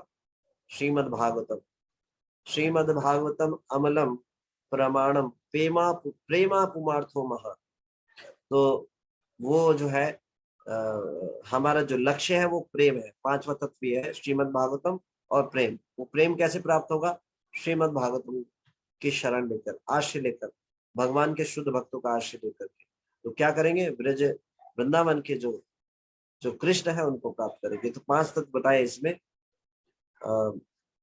पहला श्याम सुंदर कृष्ण, दूसरा वृंदावन धाम, तीसरा गोपियां जो सर्वश्रेष्ठ टॉप मोस्ट डिवोटीज है।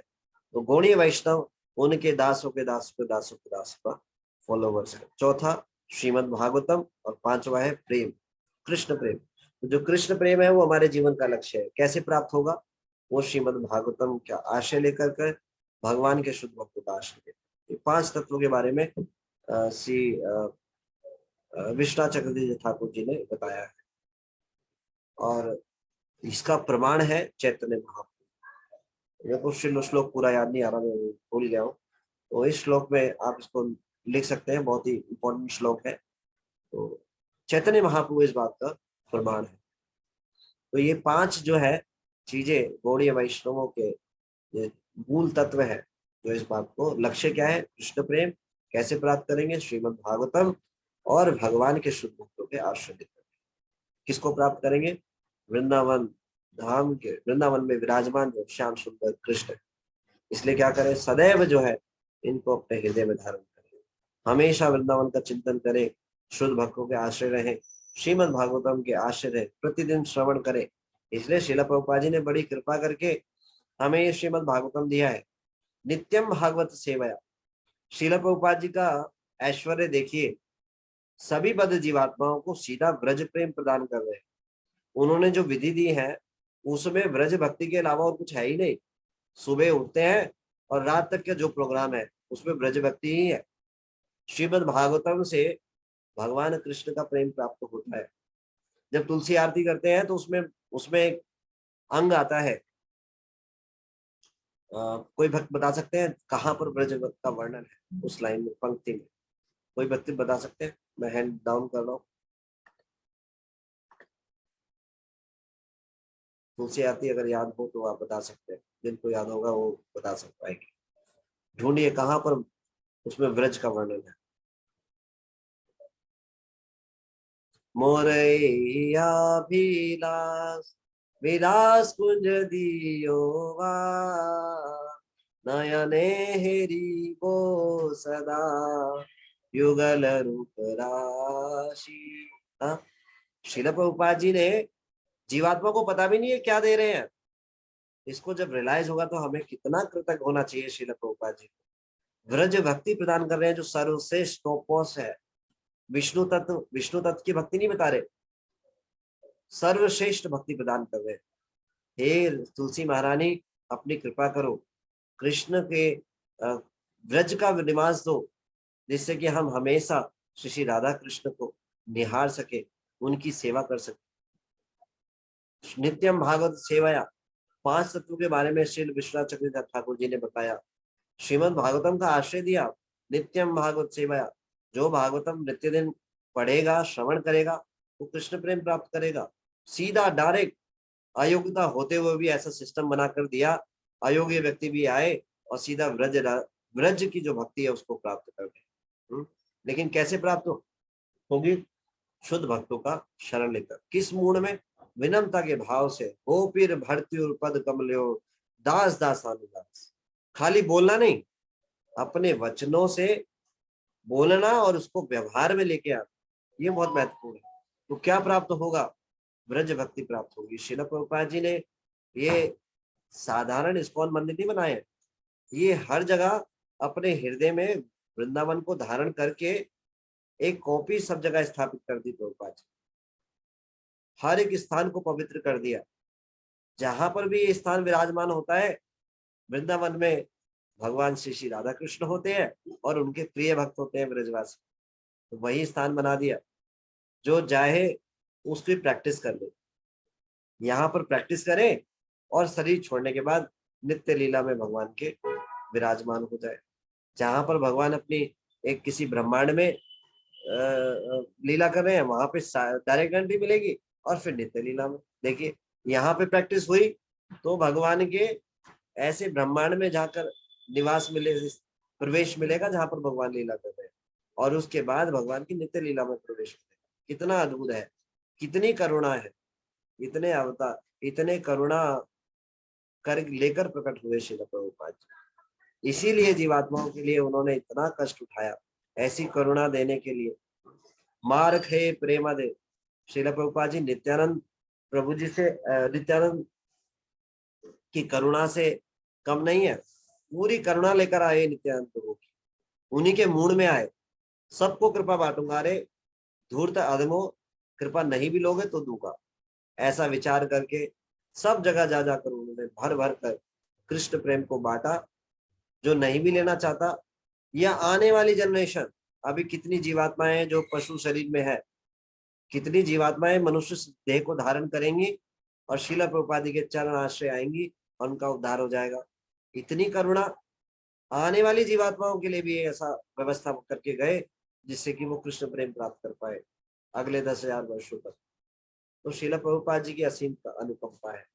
तो हम इस प्रेम को प्राप्त कर सकते हैं, लेकिन ये समझ में ठीक से आ जाना चाहिए कि जब तक गोपीर भर्तृपद कबो, जो भगवान के सर्वश्रेष्ठ भक्त हैं गोपी, उनके दास दासानुदास, जब तक उनकी शरण नहीं लेंगे तो क्या होगा, तब तक हमारा कुछ नहीं होने वाला, और बड़ी आसानी से प्रेम प्राप्त हो जाएगा अगर उनका आश्रय लेंगे। तो श्रील प्रभुपाद जी अपनी करुणा प्रदान करने के लिए विराजमान है, उनका आश्रय लेकर के हम भी उस प्रेम को प्राप्त कर सकते हैं। गोपियां बोलती हैं, तव कथामृतम तप्त जीवनम कवि भिड़ितम कल्मषापहम, तप्त जीवनम श्रीमुखम चते। कुछ लोग याद दिलाएंगे, मैं भूल गया हूँ। अनम्यूट नहीं कर पा रहे तो अभी कर सकते हैं। हरे कृष्ण उचितं दत्तनाम। हरे कृष्णा वाले, यस वन। श्रवण मंगलम। Thank you. श्रवण मंगल, नहीं माता जी आप ही सुना दीजिए, मैं थोड़ा मिस कर रहा हूँ, कौन नहीं पता, आप ही सुना। तव कथामृतं तप्त जीवनम अविभिरीडितं श्रीमदाततं श्रवण मंगलम। श्रीमुखम चते। हरे कृष्ण प्रभु जी, दंडवत प्रणाम। श्रीमदाततं भुवि गृह्णन्ति ये भूरिदा जनाः। ये भूरी दादा, ठीक है। तो कितना इस तत्व को गोपियां प्रकट कर रही हैं गोपी गीत में, इसको बहुत ही ध्यान देने की बात है। गोपी वर्णन कर रही हैं जो भगवान के साथ आदान प्रदान की जो परिकाष्ठा है, रासलीला नृत्य के समय पे भगवान ऐसे भक्तों का गुणगान कर रहे हैं, भूरी दाना, ऐसे भक्तों का जो स्वतः ही कष्ट लेते हैं जीवात्माओं को पकड़ करके भगवान के चरणों में डालने के लिए। तब कथा अमृतम, क्योंकि भगवान की कथाओं का अमृत उन्होंने आस्वादन किया है, और इस संसार में जितनी भी तप्त जो जीवात्माएं हैं, इस संसार में त्रितातों से दग्ध है, उनको मुक्त करने के लिए, उनको रिलैक्स देने के लिए अपनी उनकी कथा, जो भगवान की कथा है, उसके अमृत का पान कराते हैं। ऐसे लोगों को गोपियां बोल रही हैं पूरी दादाना, और कैसे समय पे बोल रही हैं, तो भगवान बड़े प्रसन्न होते हैं जीवात्माओं जब भगवान के पास आती है, भगवान के साथ पर्सनल आदान प्रदान करती है। तो भगवान को ऐसे भक्त बहुत ही प्रिय है। तो श्रील प्रभुपाद जी कृष्ण को अत्यंत प्रिय है। क्यों? क्योंकि सबको ला करके भगवान के चरणों में डालते हैं और सीधा कृष्ण प्रेम बांट रहे हैं, और ऐसी व्यवस्था करके गए हैं कि जो उनका आश्रय लेता है वो कृष्ण प्रेम को प्राप्त कर लेता है।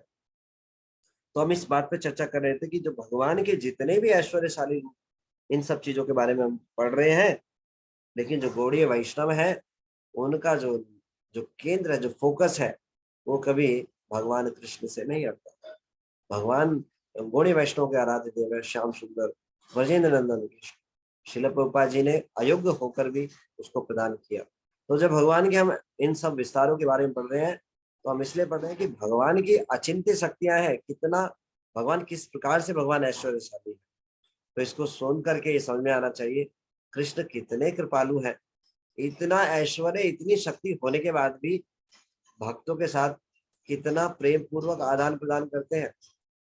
जीवात्माओं को भगवान से ही आनंद मिल सकता है, और भगवान क्या कर रहे हैं, हमेशा निरंतर सेवा में लगे हुए हैं, सब जीवात्माओं को आनंद प्रदान कर रहे हैं। बताइए भगवान क्या सेवा ले रहे हैं, भगवान तो उल्टा सेवा कर रहे हैं, सबकी कर रहे हैं। जो जिस भाव में भगवान के साथ आदान प्रदान करना चाहता है, भगवान उसी के साथ वैसे ही रेसिप्रोकेट करते हैं। कैसे अद्भुत है भगवान। तो यहाँ पर जो हम भगवान के विस्तारों के बारे में पढ़ रहे हैं, तो हमें समझ जाना चाहिए कि भगवान की जो शक्तियां हैं कितनी अचिंत्य है। तो भगवान जब इस सृष्टि की संरचना करते हैं, तो भगवान को पर्सनली करने की आवश्यकता नहीं पड़ती, भगवान की इच्छा शक्ति मात्र से कार्य संपन्न हो जाते हैं। तो भगवान जब इस सृष्टि की संरचना करते हैं, तो भगवान बलराम जी का एक्सपेंशन करते हैं, और बाकी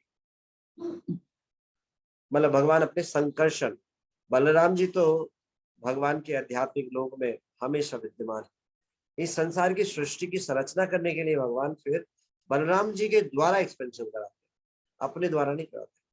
तो बलराम जी भी खुद की आवश्यकता नहीं है। बलराम जी कहते हैं, हे कृष्ण मुझे क्यों भेज रहे हो, मैं तो आपकी नित्य लीला में आपके साथ हमेशा प्रेम पूर्वक लीलाओं में आदान प्रदान में रहता हूँ, मेरी शक्तियां ही मात्र कर लेंगी, मैं आपकी शक्ति हूँ, लेकिन ये कार्य तो मेरी शक्ति ही कर लेंगी। तो क्या करते हैं, अपना चतुर्व्यूह का एक्सपेंशन करते हैं।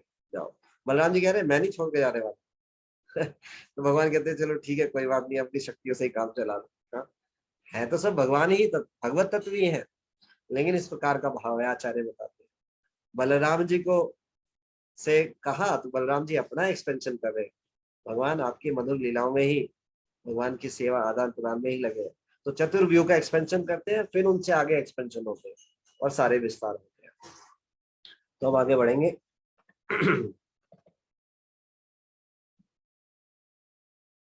क्रिया शक्ति प्रधान संकर्षण बल नाम, प्राकृता प्रकृत सृष्टि करे न निर्माण।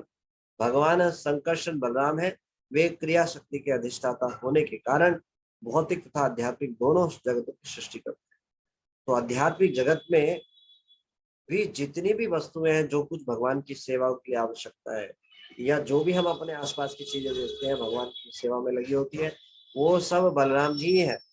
मृदंगा है, करताल है, जो भी वस्तु भगवान की सेवा में उपयोग हो रही है वो बलराम है।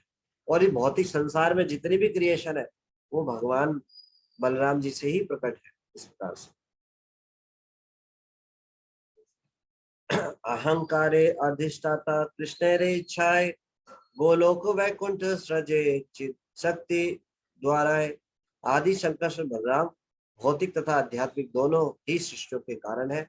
वे अहंकार के अधिष्ठाता है, वे कृष्ण की इच्छा से तथा आध्यात्मिक शक्ति के बल पर आध्यात्मिक जगत का सृजन करते हैं, जिसमें गोलोक वृंदावन तथा वैकुंठ लोक सम्मिलित है। यद्यपि असृजे नित्य चिद शक्ति विलास, तथापि संकर्षण इच्छाए बाहर प्रकाश।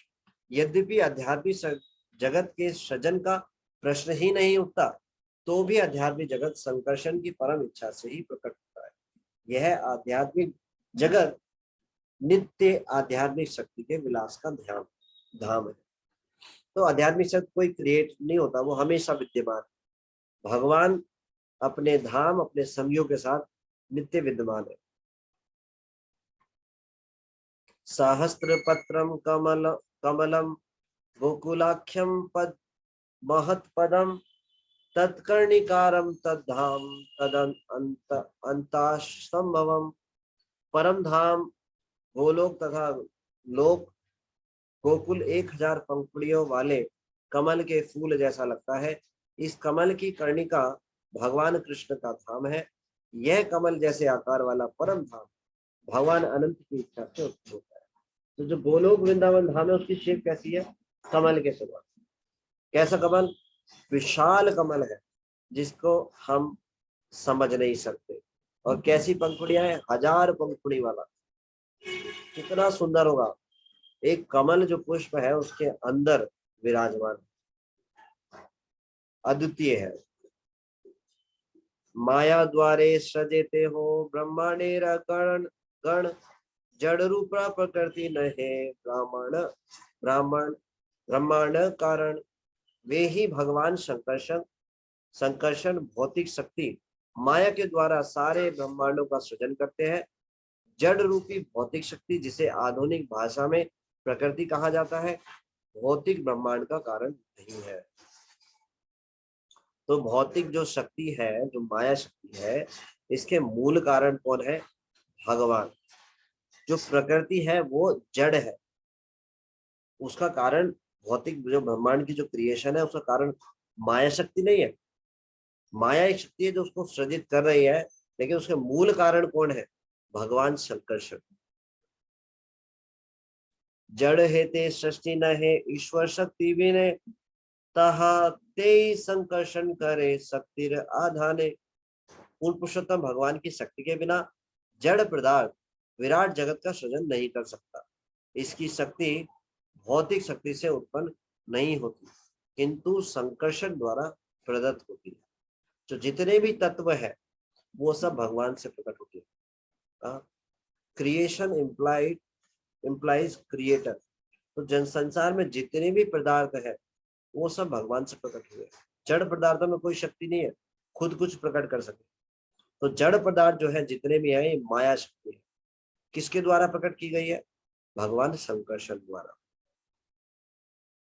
ईश्वरेरे शक्ति सृष्टि करय प्रकृति लोहोयेन अग्नि शक्ति पाहदः शक्ति पायदः शक्ति। अकेला जड़ पदार्थ किसी वस्तु का सृजन नहीं कर सकता। भौतिक शक्ति पूर्ण पुरुषोत्तम भगवान की बल पर सृष्टि करती है। लोहे में खुद में जलाने की कोई शक्ति नहीं होती, किंतु जब इसी लोहे को अग्नि में रखा जाता है तब यह जलाने की शक्ति प्राप्त कर लेता है। तो जड़ पदार्थ में अपने आप कोई शक्ति नहीं है। भगवान जब शक्ति देते हैं तो वो कार्य कर पाती है। तो भगवान की शक्ति होने के कारण ये प्राप्त कर पाते हैं।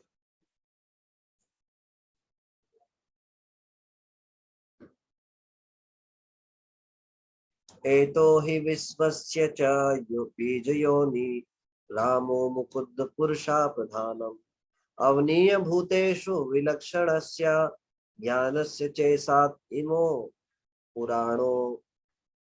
बलराम तथा कृष्ण इस भौतिक जगत के मूल निमित्त एवं भौतिक कारण है। वे महाविष्णु तथा भौतिक शक्ति के रूप में भौतिक तत्वों में प्रविष्ट करते होते हैं और नाना शक्तियों द्वारा विविधता उत्पन्न करते हैं। इस तरह वे समस्त कारणों के कारण हैं। तो जड़ पदार्थ है उसमें अलग अलग गुण विद्यमान है। क्यों?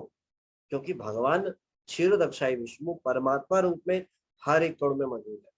जल में स्वाद है तो भगवान उसमें विराजमान है हर एक कण में, इसलिए उसमें स्वाद है। किसी भी पत्थर में भारीपन का गुण है तो वो कौन है? भगवान के कारण है, भगवान विद्यमान। जड़ पदार्थ में गुण नहीं है, सारे गुण भगवान के हैं। भगवान विद्यमान है इसलिए उसके अंदर भार है, स्वाद है, ताप है, अलग अलग चीजों में भगवान के कारण वो विविधता है। तो हम जो वेरिएशन देखते हैं संसार में वो भगवान के कारण है। जड़ पदार्थ में शक्ति नहीं है वो वेरिएशंस को दिखा सकते। जैसे जल, अग्नि, आकाश, ये अलग अलग तत्व है, इनको बना करके बहुत सारी चीजों का क्रिएशन किया जाता है एक व्यक्ति विशेष के द्वारा। तो एक व्यक्ति उस जड़ पदार्थ को मिला करके अलग अलग वस्तु बना रहा है ना। इसी प्रकार से इस भौतिक तत्व जितने भी हैं उनमें जो वेरिएशंस है वो भगवान के कारण। इसीलिए भगवान सभी कारणों के कारण है। कुछ भी एक ऐसी चीज नहीं है जिसके कारण भगवान ना हो, सब चीजों के कारण भगवान है। सृष्टि हेतु यही मूर्ति प्रपंचे अवतारे से ईश्वर मूर्ति अवतार नाम धरे। भगवान का वह रूप जो सृष्टि करने के हेतु भौतिक जगत में अवतरित होता है अवतार कहलाता है। तो जब भगवान ऐसा बताते हैं, ऐसा बोलते हैं ना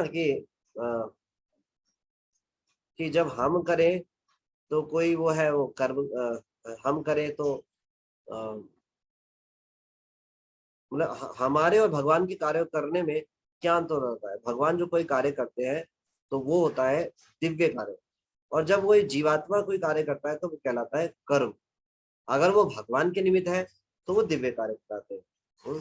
तो ऐसा बताते हैं शास्त्र, अपूर्णस्य निज पूछता, अपूर्णस्य निज पूर्णार्थे चेष्टा इति कर्म। तो कर्म की डेफिनेशन क्या है शास्त्रों में बताइए? अपूर्णस्य निज पूर्णार्थ, चेष्टा इति कर्म, कर्म क्या है और जो दिव्य कर्म है उसमें क्या अंतर हुआ? जब एक जीवात्मा अपूर्ण से, जो जीवात्मा है वो अपूर्ण है, पूर्ण नहीं है, अपूर्ण से निज पूर्तार्थ, अपनी पूर्ति के लिए, अपनी स्वयं की इच्छा के लिए जब कार्य करता है तो ऐसी करी गई चेष्टा कर्म कहलाती है। और जब वही जीवात्मा कृष्ण के लिए चेष्टा करती है तो अकर्म या दिव्य कर्म कहलाती है। तो भगवान पे कभी भी कर्म एप्लीकेबल नहीं होता। भगवान एक तो पूर्ण है, अपूर्ण नहीं है। तो कर्म की डेफिनेशन क्या हुई? अपूर्ण से निज पूर्तार्थे चेष्टा इति कर्म। तो भगवान तो पूर्ण हो गए और निज पूर्तार्थ, निज, भगवान का कोई कार्य ऐसा नहीं है भगवान को किसी अपनी निज इच्छा की पूर्ति करनी है। भगवान आत्माराम है, आत्मतुष्ट है, उन्हें किसी चीज की कोई करने की आवश्यकता नहीं है, संसार को क्रिएट करने की आवश्यकता नहीं है, लेकिन जीवात्माओं के लाभ के लिए ही कर रहे हैं, उनको सुधारने के लिए कर रहे हैं। इसीलिए भगवान के सारे कार्य जो है वो दिव्य कर्म है, इसलिए कर्म नहीं है भगवान के कार्य। तो ये अंतर है। तो भगवान के जब इस भौतिक संसार में भगवान अवतार हो रहे हैं तो वो भगवान अपने दिव्य रूप में ही प्रकट हो रहे हैं और दिव्य ही कार्यकलाप है। तो जब भगवान इस सृष्टि को करते हैं और जब उस सृष्टि में आते हैं तो उसको अवतार कहते हैं। भगवान एक्सपेंशन करते हैं अपने अलग अलग, वो है अवतार। एक जैसे सृष्टि को किसी कार्य को संपन्न करने के लिए एक विस्तार किया तो वो अवतार कहलाएगा। लेकिन उस ब्रह्मांड में भगवान स्वयं भी आ जाते हैं तो भगवान होते हैं अवतारी। कृष्ण अवतारी होते हैं और भगवान जब किसी कार्य को करने के लिए, जैसे 6 प्रकार के अवतार है, पुरुष अवतार, लीला अवतार, मनवंत अवतार, युग अवतार, सत्यावेश अवतार, और कौन से रह गए? मैंने 5 बोल दिए, 6 बोले, थोड़ी सी विस्मृति है। बोल दिया मैंने 6, पुरुष अवतार, लीला अवतार, युग अवतार, मनवंत अवतार, सत्यावेश अवतार, और कौन सा रह गया? प्लीज अनम्यूट करके बता दो। गुण अवतार। हाँ जी आनंद जी, गुण अवतार। गुण अवतार, हाँ थैंक यू। तो इस प्रकार से भगवान अलग अलग अवतारों को लेते हैं सृष्टि में को क्रिएट करने के लिए, सृष्टि में कुछ एक विशेष कार्य के लिए। तो ये सब अवतार है भगवान। लेकिन कृष्ण अवतारी है, चैतन्य महाप्रभु अवतारी है। तो ये जब आते हैं तो इनको अवतार नहीं कहा जाता, अवतारी कहा जाता है। मायातीत परव्यों में सबार अवस्थान, विश्व अवतारी धरे अवतार नाम। भगवान कृष्ण के सारे विस्तार वास्तव में आध्यात्मिक आकाश के निवासी हैं, किंतु जब वे भौतिक जगत में अवतरित होते हैं तो अवतार कहे जाते हैं। तो वैसे तो ये ऐसा नहीं है भगवान एक विशेष अवतार को अभी नया ही प्रकट किया, उससे पहले था नहीं। भगवान के जितने भी विस्तार है, जितने भी अवतार है, ये सब शाश्वत है, हमेशा विद्यमान है। अब इसका मतलब क्या हुआ? जब क्षीरोदक्षाई विष्णु, गर्भोदक्षाई विष्णु, कारणोदक्षाई विष्णु प्रकट हो रहे हैं तभी तो पता चल रहा है? नहीं, इसका मतलब ये नहीं है। भगवान कृष्ण जहां पे विराजमान है, सारे अवतार स्वयं उस समय विद्यमान है भगवान के अंदर, हर समय। उसका मतलब क्या हुआ? नित्य शाश्वत है सारे भगवान के जितने भी एक्सपेंशन है। जब कृष्ण विराजमान है तो सारे अवतार उसके अंदर विराजमान है सब। बाकी अलग अलग अवतार है, हो सकता है वो सारे जो अंश है, विभिन्न अंश है भगवान के, वो उसमें विराजमान होना, वो अलग। क्योंकि अवतार और अवतारी में ही अंतर। अवतारी में सब कुछ विराजमान है। यशोदा मैया उखल बंधन लीला के बाद है, यहाँ पे ऐसे संवाद आती है, बलराम जी जाते हैं, अरे तुम्हें पता नहीं है तुमने किसको बांध लिया? ये वही राम है जिन्होंने सेतु पुल बांधा था, रावण का वध किया था, ये किया था, वो किया था। तो यशोदा मैया कहती है इसका मतलब ये राम है तो तू लक्ष्मण है क्या? हाँ मैं लक्ष्मण हूँ, मैं ही तो हूँ। तो कहते हैं यशोदा मैया डंडा निकाल के लाती है, सारे अवतारों को मेरे घर में आना था, अभी बताती है। तो भगवान ऐसी अद्भुत लीलाएं करते हैं, दिव्य लीलाएं करते हैं। लेकिन भगवान जो कृष्ण है वो अवतारी है। जब वो विराजमान है तो सारे अवतार उस समय पूर्णतः विराजमान है। सेई माया अवलोकिते श्री संकर्षण, पुरुष रूपे अवतीर्ण हैला प्रथम। भौतिक शक्ति माया पर दृष्टिपात करने तथा उससे शक्ति प्रदान करने के लिए भगवान शंकर सर्वप्रथम भगवान महाविष्णु के रूप में अवतरित हुए। तो जीव जो है जब भगवान से विमुख होता है, जीव का तो स्वरूप यही है कि वो कृष्ण का नित्य दास है। जीवेरे स्वरूप है कृष्ण नित्य दास, कृष्ण रे ततस्था शक्ति भेदा भेद। भगवान की शक्ति है ततस्था शक्ति जीव, और भगवान की सेवा के लिए ही है, यही उसका मूल स्वरूप है, अस्तित्व है। लेकिन जब जीव भगवान से विमुख होकर भोग करने का प्रयास करता है तो भगवान इस संसार की क्रिएशन करते हैं। तो ये कैसे करते हैं भगवान? भगवान इन ब्रह्मांडों को प्रकट करते हैं। ब्रह्मांड किससे प्रकट होते हैं? ब्रह्मांड प्रकट होते हैं महाविष्णु से। भगवान महाविष्णु के शरीर रोम छिद्रों से निरंतर ब्रह्मांड प्रकट हो रहे हैं और विनष्ट हो रहे हैं। जब वो सांस लेते हैं तो ब्रह्मांड जो है नष्ट हो जाते हैं, जब सांस छोड़ते हैं तो ब्रह्मांड प्रकट हो जाते हैं। ये काल की गणना कितनी है? सहस्त्र युग पर्यंतम अहदो ब्राह्मणो विदु। ब्रह्मा जी के एक दिन जो है वो 1000 चतुर्युगी है, उतने की ही उनकी रात्रि है। तो 2000 चतुर्युगी का उनका एक दिन और एक रात्रि हुआ। ऐसे ब्रह्मा जी के 100 वर्ष तक सृष्टि रहती है, फिर ये नष्ट हो जाती है। ये भगवान की सांस लेने की अवधि है। सांस लिया और छोड़ दिया तो ब्रह्मांड प्रकट हुए और नष्ट हो गए। ये कितनी गणना है? ब्रह्मा जी के 100 वर्ष। ब्रह्मा जी के 100 वर्ष कितने हैं? 2000 चतुर्युगी। एक चतुर्युगी जो है वो 43,20,000 वर्षों का है। आप सोचिए गणना के हिसाब से भगवान की श्वास कितनी विस्तारित है।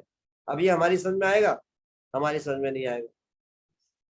मच्छर हमारे मनुष्य के एक जीवन काल में एक साल में 365 बार जन्म ले लेता है।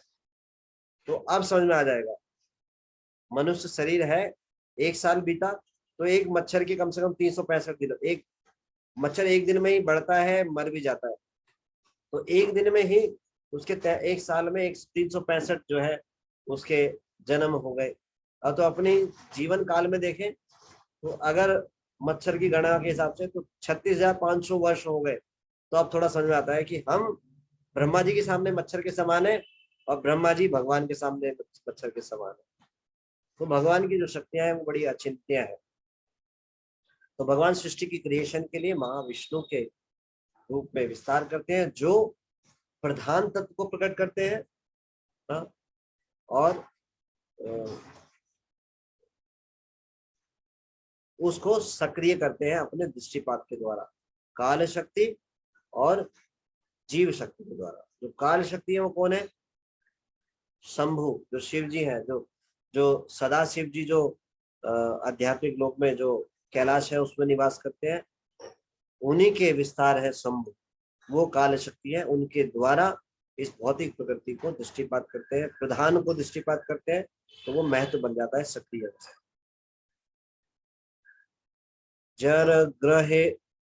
जग्रहे पौरुषम रूपम भगवान महदादि संभूतम षोडश कलम आदो लोक शिक्षया। सृष्टि के प्रारंभ में भगवान ने भौतिक सृष्टि की समस्त सामग्री के साथ अपना विस्तार पुरुष अवतार के रूप में किया। सर्वप्रथम उन्होंने सृष्टि करने के लिए 16 प्रमुख शक्तियां उत्पन्न की। ऐसा उन्होंने भौतिक ब्रह्मांड को प्रकट करने के लिए किया। आद्यो अवतार पुरुषा परस्य काला संभावो सद सन्मनश्च द्रव्यम विकारो गुण इंद्रियाणि विराट स्वराट स्थानु स्थासुनु चरिष्णु ओमना। भगवान के प्रथम अवतार है कारणोध्यायी विष्णु,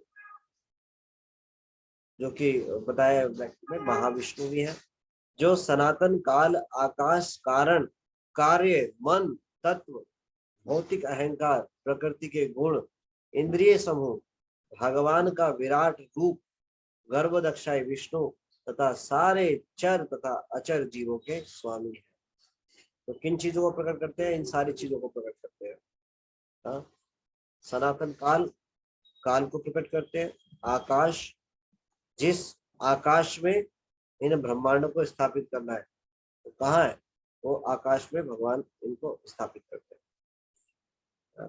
कारण तथा कार्य, मन, तत्व, भौतिक, अहंकार, प्रकृति के गुण, इंद्रिय समूह, भगवान का विराट रूप, गर्भदक्षाई विष्णु तथा सारे चर तथा चर जीवों के स्वामी है। कौन? महाविष्णु। सेई पुरुष विराजते करे न शयन, कारण दक्षाई नाम जगत कारण। वे आदि भगवान जिनका नाम संकर्षण है, सर्वप्रथम उस विरजा नदी में शयन करते हैं जो भौतिक जगत तथा आध्यात्मिक जगत के बीच में सीमा का कार्य करती है। कारण दक्षाई विष्णु के रूप में वे भौतिक सृष्टि के आदि कारण है। तो कहाँ पर विराजमान है? विरजा नदी में, जो भौतिक संसार और आध्यात्मिक संसार के बीच में एक नदी है। वो कौन सी है? विरजा नदी। उसमें कारण दक्षाई विष्णु विराजमान है और निरंतर उनके शरीर से भौतिक ब्रह्मांड जो है वो प्रकट हो रहे हैं।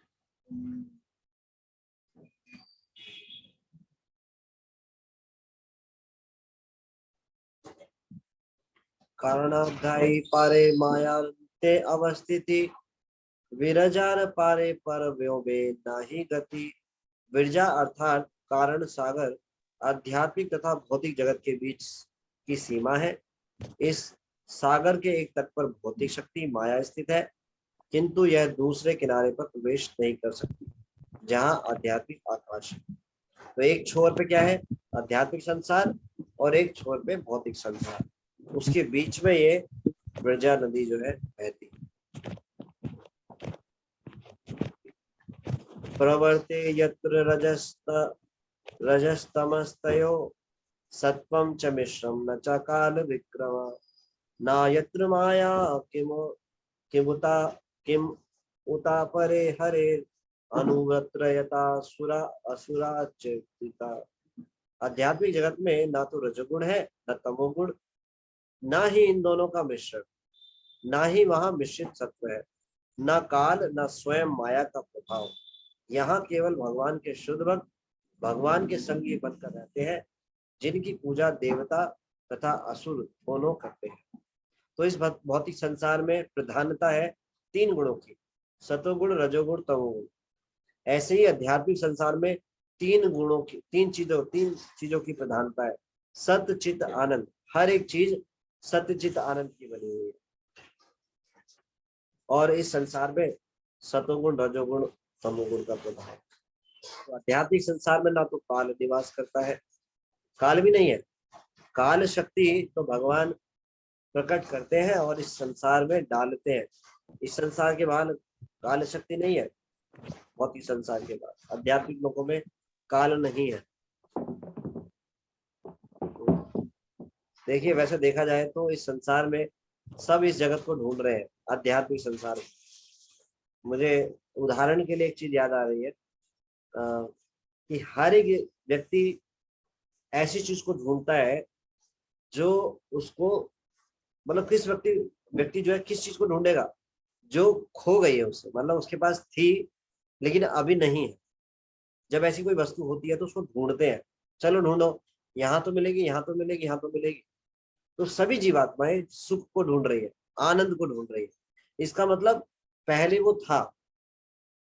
अब मैं बोलूं, अमित शर्मा प्रभु जी, आपकी बाइक खो गई है, आपकी सुपर बाइक थी, वो खो गई है। प्रभु जी कहेंगे कोई चिंता ही नहीं है उन्हें, मेरी थी ही नहीं तो कहाँ से ढूंढेंगे? वो ढूंढने की आवश्यकता नहीं है। जो चीज हमारे पास होती है हम उसको ढूंढते हैं, जब वो खो जाती है, नहीं मिल रही होती। तो हर एक जीवात्मा इस संसार में सुख ढूंढ रहा है, आनंद ढूंढ रहा है। तो इसका मतलब ये प्रूफ होता है कि उसने उसको अनुभव किया है, उसके पास वो पहले रही है। तो हमारे पास ये सुख रहा है, तभी तो हम इस संसार में ढूंढ रहे हैं बारंबार। तो सभी जो है जीवात्मा जो है इस संसार में उस आध्यात्मिक सुख को ढूंढ रहे हैं, जो कि हम जिस लोक के हैं। तो इस संसार में जो है जीव माया के कारण इस संसार में पड़ा हुआ है, लेकिन जब भगवान की सेवा में लग जाएगा तो वास्तविक अपने मूल स्वरूप पर जो है स्थापित हो जाएगा और उस वास्तविक आनंद को प्राप्त करेगा। तो यहाँ पर इस श्लोक में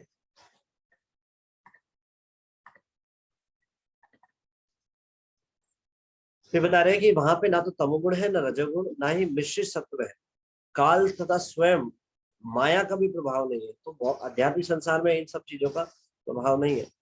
तो यहाँ जो भी कुछ चीज मिल रही है उसका हमें अनुभव नहीं रहा, तभी हम कष्ट होता है हमें। इस संसार में इस प्रकार के जन्म मृत्यु जरा व्याधि है, तो ये जब हम मिलते हैं तो हमें कष्ट होता है। क्यों? क्योंकि अनुभव जो था उससे अलग चीज प्राप्त हो रही है, इसलिए विचलित रहते हैं। तो ये दोनों ही चीज है। इस बात से ये प्रूफ होता है कि हम इस संसार के नहीं हैं। दो कारण कौन से हुए? पहला, हमारे पास वो वास्तविक आनंद था जो अभी हम ढूंढ रहे हैं संसार में। हाँ था, तभी तो हम ढूंढ रहे हैं। दूसरा, इस संसार में जो कष्ट है उनसे हम परेशान हो जाते हैं, कष्ट हमें लगते हैं। क्यों? क्योंकि ये सब चीज हमारे लिए नेचुरल नहीं है। जन्म मृत्यु जरा व्याधि। जैसे एक मछली सागर में रहती है तो वो संतुष्ट है, आनंद में है। जैसे ही बाहर आती है तो उसके लिए वो अप्राकृत स्थान है, उसके लिए नेचुरल प्लेस नहीं है। ऐसे ही सारी जीवात्माएं जो है वो आध्यात्मिक लोक के निवासी। ये विपरीत जगह है हमारी, और हमारे से वो चीज मिस हो गई है, हमारे पास नहीं है, इसलिए हम इस संसार में ढूंढ रहे हैं। और इसीलिए इस संसार में जो कष्ट है वो हमें अच्छे नहीं लगते। जन्म मृत्यु जरा व्याधि ये नेचुरल नहीं है हमारे लिए। हाँ, जन्म जो है वो आत्मा का नहीं होता, मृत्यु नहीं होती, तो ये हमें इसलिए कष्टकारी लगते हैं। तो यहाँ केवल भगवान के शुद्ध भक्त भगवान के संगी बनकर रहते हैं, जिनकी पूजा देवता असुर दोनों करते हैं। तो भगवान जो है हमेशा जो है आते हैं, प्रकट होते हैं, इसलिए जीवात्माओं के उद्धार के लिए। तो हम आज यही पढ़ेंगे 270 श्लोक तक। तो आज यही इस चर्चा को विराम देते हैं। आप सबका धन्यवाद। श्री चैतन्य चरितामृत की जय, चैतन्य महाप्रभु की जय, श्रील प्रभुपाद। धन्यवाद। Thank you all devotees. आप सब भक्तों को बहुत बहुत धन्यवाद। किसी कोई प्रश्न है आज की चर्चा से? सकते नहीं। क्षमा कीजिएगा, आप सब भक्तों को बहुत देर तक झेलना पड़ा। जब ये वर्णन आता है तो बहुत कठिन होता है, और जब मतलब समझाने की दृष्टि से मुझे कुछ पता नहीं है, मैं जस्ट रिपीट करे जा रहा हूँ, तो शायद और ज्यादा कष्टकारी लग रहा होगा। तो आप सब मेरे को उस चीज के लिए क्षमा करना। हरे कृष्ण। हरे कृष्ण प्रभु जी, हरे कृष्ण प्रभु जी, दंडवत प्रणाम। हरे कृष्ण प्रभु जी, हरे कृष्ण दंडवत प्रभु जी, दंडवत प्रणाम। हरे कृष्ण प्रभु जी, दंडवत प्रणाम। सबको म्यूट कर रहा हूँ। हरे कृष्ण प्रभु जी, दंडवत प्रणाम। जिनके भी प्रश्न है तो पूछ सकते हैं। यहाँ पर भुवन प्रभु जी ने हैंड रेज किया है। यस भुवन प्रभु जी, एक मिनट। अच्छा, यस प्रभु जी, अभी अनम्यूट कर सकते हैं। हरे कृष्ण प्रभु जी, दंडवत प्रणाम प्रभु जी। हरे कृष्ण। बहुत बहुत धन्यवाद प्रभु जी आपका। बहुत अच्छा आप हमें इंफॉर्मेशन प्रोवाइड किया। और प्रभु जी मैं ये कह रहा था कि एक अभी जब हिज ग्रेस आनंद प्रभु जी से पहले अभी आप जब एक बारी और क्लास दे रहे थे तो आप चैतन्य चरितामृत बता रहे थे, तो आपने एक ये कोट किया था कि हमको भगवान की जब सेवा में हम जाते हैं, जब अपनी पूजा अर्चना करते हैं, तो उससे पहले हमें अपने आप को तिलक जरूर धारण करना चाहिए, तो हम अशुद्ध से शुद्ध अवस्था में आते हैं। तो प्रभु जी ये इसका महत्व प्रभु जी मेरे को इतना पता नहीं था इसका कि तिलक क्यों इतना इम्पोर्टेंट है, बट उस दिन आपने ये इसकी इम्पोर्टेंस बताई, तो उस दिन से प्रभु जी मैंने डिसाइड किया कि मैं जब मंदिर में भगवान की सेवा करने आऊंगा तो तिलक जरूर धारण करूंगा शरीर में। तो प्रभु जी बहुत बहुत धन्यवाद प्रभु जी, ये एकदम जो मैंने इम्पोर्टेंस ही नहीं पता थी प्रभु जी, वो हमें इम्पोर्टेंस बताने के लिए आपका बहुत धन्यवाद। यही प्रभु जी के मुख से सुना था, उसी को मैंने रिपीट किया। तो हमें तिलक हमेशा लगाना चाहिए, नहा करके सबसे पहले तिलक लगाना चाहिए, ऐसा प्रभु जी ने बताया था, उसी पर रिपीट किया। Thank you Prabhu ji. Yes Reena माता जी। हरे कृष्णा प्रभु जी, दंडवत प्रणाम प्रभु जी। माता जी। यस माता जी। आपने बहुत अच्छा एक्सप्लेन किया। मैं थोड़ा सा कंफ्यूज हो गई थी कि इतने सारे स्वरूप है, फिर उनके इतने सारे शस्त्र हैं, इनको कैसे मतलब ध्यान मतलब रखा जाए। तो लेकिन आपने जब ये बोला कि हमें सिर्फ बजेंद्र के 5 वो को याद रखना है बस, और उन्हीं पर फोकस करना है, तो उससे मुझे काफी मतलब राहत मिली जानकर, क्योंकि मैं वो सब जानती नहीं थी पहले। और प्रभु जी आप बहुत अच्छा एक्सप्लेन करते हैं। पर प्रभु जी अभी मुझे चैतन्य चरितामृत सुनते हुए आपके ही उसमें सुन रही हूँ मैं, पहले से मैं जानती नहीं हूँ उसके बारे में जी, ज्यादा। जी, मुझे जी। बस ये डाउट रहता है जब भी सुनती हूँ तो, कि श्री रूप गोस्वामी जी पहले निकले थे, मतलब चैतन्य महाप्रभु से मिलने, और सनातन गोस्वामी जी को उन्होंने इन्फॉर्म किया था कि आप भी वहां आ जाइए करके। तो जी। फिर हम पहले सनातन गोस्वामी जी को जो इंस्ट्रक्शंस मिले चैतन्य महाप्रभु से वो सुनते हैं, तो उनको क्या इंस्ट्रक्शंस मिले थे प्रभु जी? हरे कृष्णा प्रभु जी, अच्छा, धन्यवाद प्रभु। सनातन गोस्वामी जी से हमने मतलब उनको इंस्ट्रक्शन मिली, तो आप ये जानना चाहते हैं कि रूप गोस्वामी जी को क्या इंस्ट्रक्शन मिली, ये पूछा जी है माता प्रभु जी आप? जी, जी जी ओके मैम। मुख्यतः जो षड गोस्वामी है उन्होंने सभी को ये इंस्ट्रक्शन दी थी, भक्ति शास्त्रों को जो सिद्धांत है उनको प्रकट करने का आदेश दिया था, भगवान की लीला स्थलियों को प्रकट करने का आदेश दिया था, और भगवान के लिए जो अर्चा विग्रह की जो विधि है उसको स्थापित करने के लिए जो है आदेश दिया था। मुख्यतः ये आदेश दिए थे, और कृष्ण भावनामृत आंदोलन को स्थापित करने के लिए सर्वत्र ये आदेश दिए थे। मुख्य आदेश ये थे सभी षड गोस्वामी, और सभी गोस्वामी ने इसको किया कि भगवान के अर्चा विग्रह, भगवान के मंदिरों को स्थापित किया, भगवान की लीला स्थलियों को उजागर किया, उनको मतलब उनको उनका उत्थान किया, और भक्ति सिद्धांतों में जो गुण तत्व है उनको प्रकट किया। जो गौड़ीय वैष्णव जो आचार्य हैं षड गोस्वामी, इन्होंने बहुत ही गुण तत्वों को प्रकट किया, भक्ति को इतना सरल रूप से प्रकट कर दिया जिससे कि व्रज भक्ति को प्राप्त कर सकते हैं बद्ध से बद्ध जीवात्माएं, और उसको भी बहुत ही सरलता से सबको पका करके चबाने के लिए श्रील प्रभुपाद जी ने प्रकट कर दिया। श्रील प्रभुपाद जी ने रूप गोस्वामी, सनातन गोस्वामी जो हमारे षड गोस्वामी है, उनकी शिक्षाओं को श्रीधर गोस्वामी, श्रीधर स्वामी, श्री रविश्वनाथ चक्रवर्ती ठाकुर और बलदेव विद्याभूषण, इन सब की टिप्पणियों को लेकर के सार रूप में हमें दिया। ये हमारे परंपरा में षड गोस्वामी, श्रीधर स्वामी, प्रभुनानंद सरस्वती, बलदेव विद्याभूषण, श्री विश्वनाथ चक्रवर्ती ठाकुर, ये महान आचार्य रहे जिन्होंने भक्ति सिद्धांतों में पूर्ण चीजों को प्रदान किया हो, सबको इकट्ठा करके श्रीला प्रभुपाद जी ने अपनी पुस्तकों में दिया। इसीलिए प्रभुपाद जी की जो पुस्तकों को पढ़ता है वो भगवान के प्रेम को आसानी से प्राप्त कर लेता है, अगर वो भक्तों के अनुगत्य में रहकर उनको पढ़ता है, बहुत तीव्रता से अच्छी रत भक्ति में आगे बढ़ता है। तो हमारे जो मुख्य आदेश चैतन्य महाप्रभु ने दिए थे षड गोस्वामी को, यही दिए थे, मंदिरों का निर्माण करना, भगवान की अर्चा विग्रह की जो सेवा है, जो मंदिर है उनको स्थापित करना, और भक्ति सिद्धांतों को जो है इस्टेब्लिश करना। सनातन गोस्वामी जी के द्वारा संबंध जो जीवात्मा का है उस सिद्धांत को स्थापित कराया, और भक्ति के जो अभिदय प्रोसेस है, भक्ति के जो कैसे की जाए उस प्रोसेस को जो गोस्वामी जी के द्वारा प्रकट कराया, और प्रयोजन जो कृष्ण प्रेम है, जो लक्ष्य है, उसको रघुनाथ दास गोस्वामी जी के द्वारा प्रकट कराया, और भगवान की लीला स्थलियों को प्रकट करने का जो अलग अलग जगह उनका जीर्णोद्धार, उनको दोबारा इस्टेब्लिश किया, रिनोवेशन किया, ये सब जो है, और कृष्ण भावना में आंदोलन का सर्वत्र प्रचार हो, इसके लिए आदेश दिए थे, और वो जो है उन्होंने बड़ी पूर्णता के साथ इसको इस्टेब्लिश किया। ये था जी प्रभु जी, समझ गए प्रभु जी।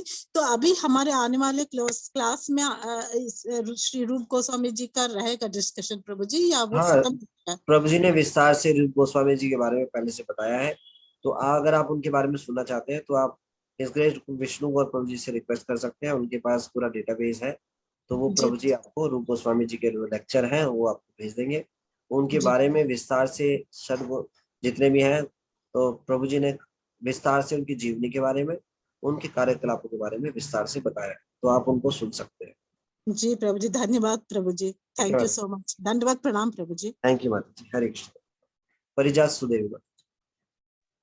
हरे कृष्ण प्रभु जी, कोट कोट हरे कृष्ण प्रभु जी, इतना अच्छी तरीके से सुनाने के लिए प्रभु जी, लेकिन मुझ मूर्ख को फिर भी मतलब पीछे ही रह जाते हो प्रभु जी। आपने अभी जो बताया मैं एक भी नहीं लिख पाई, 24 जो आपने भगवान के वो बताए थे, अवतार थे प्रभु जी, वो भी समझने में गड़बड़ कर रही हूँ। सुनने से भी हमारा शुद्धिकरण होता है, हम भक्ति में आगे बढ़ते हैं, और हम चाहते हैं कि इसको हम सीखें कैसे हम उसको अच्छे से हमेशा याद रख पाए, तो उसके लिए लिखना होगा। नहीं लिख पाए तो किसी भक्त से सहायता ले सकते हैं। यहाँ पर मेहुल प्रभु जी ने बहुत विस्तार से लिखा है। Mehul Prabhu ji is expert in making notes, बहुत ही विस्तार से प्रभु जी नोट्स बनाते हैं। तो आप मेहुल प्रभु जी जो है आपको भेज देंगे, तो आप उसको देख करके बार बार पढ़ कर उसको याद कर सकते हैं, है ना। आप नंबर शेयर कर दीजिएगा अपना मेहुल प्रभु जी को। याद प्रभु जी मैं ग्रुप पे एक पूरा फ्लो चार्ट सा बना अच्छा, के ठीक है, नाम सब कुछ मैं थैंक यू सो मच। तो मेहुल प्रभु जी ग्रुप पे डाल देंगे, तो आप वहां से उसको नोट कर लीजिएगा अपनी कॉपी में, बार बार पढ़िएगा तो वो अच्छे से फिर हो जाएगा, है ना। बार बार करने से हो जाता है, अदरवाइज असंभव है। जी प्रभु जी। और नहीं भी हो तो हतोत्साहित नहीं होना चाहिए। इंपॉर्टेंट ये है कि भक्ति में हम उत्साह पूर्वक लगे।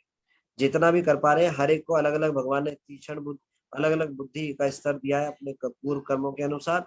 तो जितना है उसको स्वीकार करें, लेकिन भक्ति में तीव्रता बनाए रखें, ये इंपॉर्टेंट है। कोई श्लोका रेसिटेशन में एक्सपर्ट होते हैं, कोई बहुत कुछ चीजों को याद रखने में एक्सपर्ट होते हैं। ये भगवान की विशेष कृपा है और उनके पूजनों के अनुसार बुद्धि प्रदान हुई है, उसको भगवान की सेवा में लगा पा रहे हैं, ये इंपॉर्टेंट है। उससे अहंकार उत्पन्न हो रहा है तो उससे कोई फायदा नहीं। इंपॉर्टेंट है कि भगवान की सेवा में लगा, और जितना हमें बुद्धि शक्ति भगवान ने दिया है उसको स्वीकार करें। ऐसा नहीं कि अरे उसके पास तो उतना है, हम हतोत्साहित है। वो दूसरों को देखकर प्रेरणा प्राप्त करें, कितने अद्भुत भक्त है, कितने महान भक्त है।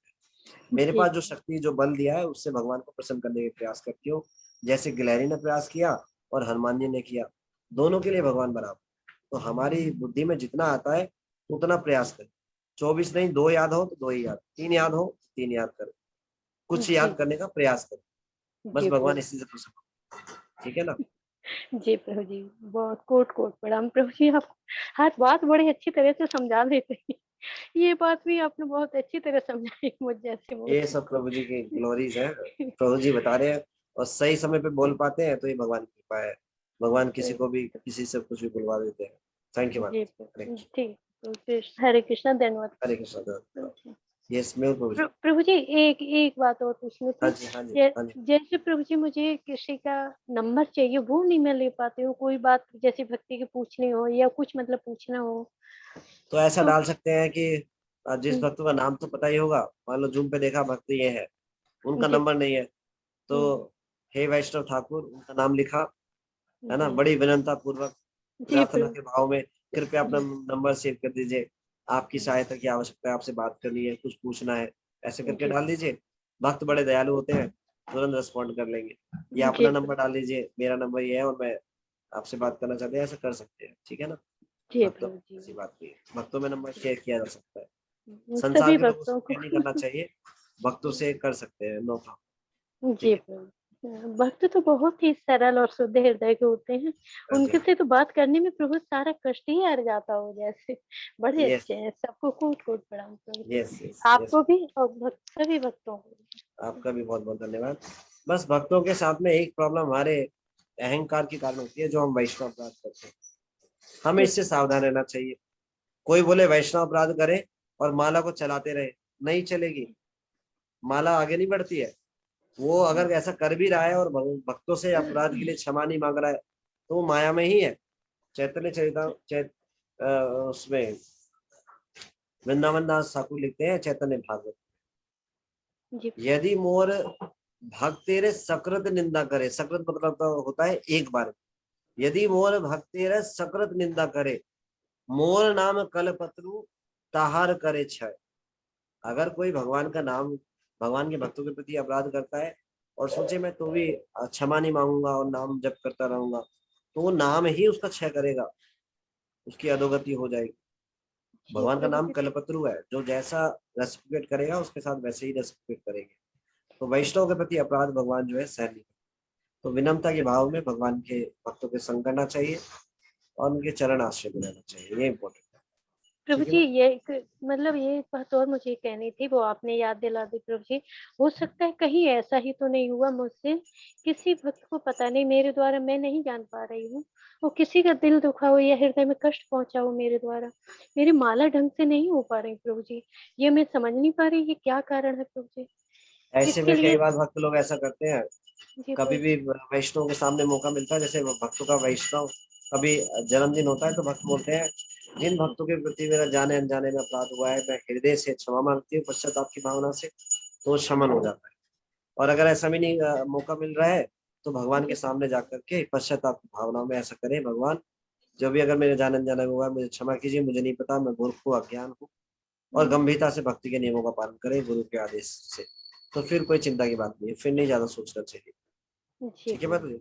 जी प्रभु जी, लेकिन मैं आज ही अगर मांग लूं प्रभु जी, आपकी हाँ आज्ञा हो माता तो जी, आप मांग ये लीजिए, सब सारे वैष्णव दयालु है, सभी वही तो प्रभु, मांग लीजिए सारे माता जी। भक्त सभी भक्तों के चरणों में मेरा कोट कोट प्रणाम प्रभु जी। अगर किसी भी भक्त को मेरे आचार विचार या मेरे कार्यों से, शब्दों से अगर किसी को हृदय को आहत हुई हो प्रभु, सभी सब ठीक है, वैष्णव देखो भक्तों के आपको सुनाई नहीं दे रहा होगा, सारे वैष्णव बोले हैं तथास्तु, कोई अपराध नहीं हुआ है, आप भक्ति में आगे बढ़ते रहिए। कोट कोट प्रणाम सभी के चरणों में प्रभु जी, थैंक यू सभी माता जी, भक्तों को, आपको भी, सारे भक्तों को थैंक यू सो मच, मुझे क्षमा करें। Thank you so much. Hare Krishna, धन्यवाद प्रणाम। हरे कृष्ण प्रभु जी, धन्यवाद प्रणाम। हरे कृष्णा प्रभु जी। लेकिन बहुत से विचार कर रहा था कि मैं कुछ बोलूं या नहीं बोलूं। जी हरे कृष्णा प्रभु, धन्यवाद प्रणाम। हरे कृष्णा प्रभु जी कितनी सुंदर तरीके से आपने श्रवण कराया कि मेरे पास शब्द नहीं है बखान करने के लिए, किस प्रकार से मैं कहूँ। आपके मतलब जो भी आपने इंफॉर्मेशन दी वो तो एक तरफ, आपके श्री मुख से वचन सुनने में इतना आनंद नहीं, आ ये तो प्रशंसा हो जाएगी, प्रश्न पूछना था ये तो सब, ये तो प्रभु जी की ग्लोरीज है, मैंने जस्ट रिपीट किया और कुछ नहीं किया, बुक से पढ़ाई है डायरेक्टली और कुछ नहीं किया। तो प्रभु जी ने जो कुछ ऐसे शब्द थे जो प्रभु जी ने पहले बताए थे वो स्मरण में आ गए, बस उनको रिपीट किया और कुछ नहीं किया। All glories to Prabhu ji, Guru Maharaj and Srila Prabhupada. Yes प्रभु, कोई प्रश्न है? तो हम भी बहुत भाग्यवान है कि ऐसे श्रवण करने का हमको अवसर मिल रहा है, नहीं तो कहाँ होता था ये मेरे को मौका मिल जाता है अपने आप को शुद्धिकरण करने के लिए, बस यही है। जैसे जो निपट मूर्ख होता है ना, कोई अगर अकेले पढ़ने बैठे उसको समझ नहीं आता, तो जो टीचर है, एक्सपर्ट टीचर क्या कहते हैं, चलो भक्त के सामने बैठ, अकेले में बैठता है सो जाता है, चल भक्तों के सामने बैठ जा, सोएगा नहीं। तो मुझे इसलिए बैठाया है, मैं बार बार अकेले पढ़ता हूँ तो सो जाता हूँ, तो प्रभु जी ने मेरे इलाज के लिए ऐसा बोला है, भक्तों के सामने बैठेगा तो सोएगा नहीं, कम से कम थोड़ा कुछ तो गंभीरता से पढ़ेगा तो कुछ तो लाभ होगा, नहीं तो कोई लाभ नहीं उठा पाएगा, इस दृष्टि से। ठीक है, ये सभी तो आपकी बहुत असीम नम्रता है जो आप ऐसा कह रहे हैं, तो आपको बहुत बहुत धन्यवाद प्रभु जी। Thank you so much. Ashish Prabhu ji, आपको कोई प्रश्न है? जी प्रभु, धन्यवाद प्रणाम। हरे कृष्णा। प्रभु जी, मैंने कई बार क्वेश्चन पूछ चुका हूँ, ये थोड़ा मेरे को समझ नहीं आया प्रभु अभी तक ना। एक्चुअली ये है रिलेटेड उसी से, यो ब्लड डोनेशन और ऑर्गन डोनेशन से। ठीक है प्रभु जी, मैं इसलिए कह रहा हूँ क्योंकि मैं मतलब काफी 50-60 बार कर चुका हूँ डोनेट, तो मेरे को उस टाइम पता नहीं था ये चीजें। ठीक है, उस दिन आनंद प्रभु जी ने जो दिया था, आनंद प्रभु जी ने कहा था कि आप अपने जानने वालों को दे सकते हैं, है ना प्रभु जी। अब फॉर एग्जांपल मैं देता हूँ किसी बच्चे को, ठीक है प्रभु जी, अपने घर में किसी बच्चे को देता हूँ। अब कल को मान लो वो क्या करता है, उसके जो कर्म है, ठीक है, अच्छा करता है बुरा करता है, उसका मेरे पे क्या असर होगा, या मैं अभी तक जिनको दे चुका हूँ। देखो प्रभु जी, मेरे को आज तक ये पता नहीं था, मैं तो ये सोचता था it is good for humanity, और क्योंकि मैं खुद सफर कर चुका हूँ, मेरे को 2 दिन ऑपरेशन मेरा गला, क्योंकि ए भी नेगेटिव है मेरा प्रभु जी ना, और हम ऐसे देते नहीं है, जो बिल्कुल ही जब अर्जेंट हो तो देते हैं। पहले मुझे मतलब अनभिज्ञ था मैं इस चीज से, तो थोड़ा ये क्लैरिटी प्रभु जी अगर आप बता पाए। मैं प्रभु जी के वचन रिपीट करूंगा। प्रभु जी ने जो बताया था उस दिन, आपने जब प्रश्न पूछा था, प्रभु जी ने बताया था जब हम किसी को कुछ दे रहे हैं तो देने का मतलब क्या है, देने का मतलब जब हम किसी को दे रहे हैं तो खाली देना नहीं है, उस देने के पीछे हम उसको शक्ति दे रहे हैं, बल दे रहे हैं, जिससे वो कुछ कर सकता है। जैसे मान लो एक व्यक्ति है, किसी छोटे बच्चे को अगर हम लक्ष्मी दे दें, उस बच्चे को नहीं पता क्या खरीदना चाहिए क्या नहीं खरीदना चाहिए, वो बाजार से कुछ भी खरीद करके उस लक्ष्मी को नष्ट कर सकता है, जो उसकी चीज उपयोग की ना हो उसको लेकर के वो उसको लक्ष्मी का जो अच्छा यूज हो सकता है उसको बेकार कर सकता है। तो जिस व्यक्ति को हम जब कोई शक्ति देते हैं, उस शक्ति का वो अपनी आदतों, अपनी स्वभाव, अपनी आसक्ति के कारण उपयोग करता है। चाहे हम धन दें, कोई वस्तु दें, कोई शक्ति, कुछ भी चीज दें, उससे वो जो उसका उपयोग करेगा वो अपनी शक्ति से, अपनी आदतों, स्वभाव और अपनी आसक्ति के अनुसार ही करेगा। तो कोई प्रभु जी व्यक्ति ये तो है, कोई भिक्षा मांगने आ रहा है हमारे प्रभु दरवाजे जी ये पर, तो दान नहीं हुआ। हाँ मैं उसे समझा रहा हूँ, वही एक्सप्लेन कर रहा हूँ। अभी आप आवाज आ रही है प्रभु जी आपको, वैसे आप म्यूट आ कर रही दीजिए। आ रही प्रभु जी। ठीक है, सॉरी। तो जब हम किसी को कुछ दे रहे हैं तो हम उसे एक प्रकार से शक्ति दे रहे हैं। उस शक्ति का उपयोग, वास्तव में जो शक्तियां हैं वो भगवान की है, भगवान के उपयोग में होना चाहिए, उसका दुरुपयोग नहीं होना चाहिए। तो यदि आप किसी को धन, कोई वस्तु या अंग दान कर रहे हैं तो इसका मतलब आप दूसरे को शक्ति दे रहे हैं। अब उस शक्ति का उपयोग होना चाहिए भगवान की सेवा में। भगवान की सेवा की जगह वो शक्ति का दुरुपयोग करे, तो उपयोग करे, एक तो शास्त्रों के अनुसार चले, एक शास्त्रों के विरुद्ध चले। जो शास्त्रों के विरुद्ध चलने वाला व्यक्ति है उस शक्ति का दुरुपयोग करेगा, शास्त्रों के विरुद्ध चल के। उसको शक्ति किसने प्रदान की, उसको भी उसका दोष लगेगा, क्योंकि उसके बल के कारण ही वो कर पा रहा है। उसके पास वो बल नहीं होता तो वो ऐसा नहीं करता। जो शास्त्रों के नियमों को तोड़ रहे हैं धड़ल्ले से, तो जैसे ही शक्ति मिलेगी, चाहे धन के रूप में ले, वस्तु के रूप में मिले, तो उसको वो अपनी आसक्ति, स्वभाव और अपने नेचर के अनुसार उसको उपयोग करेगा।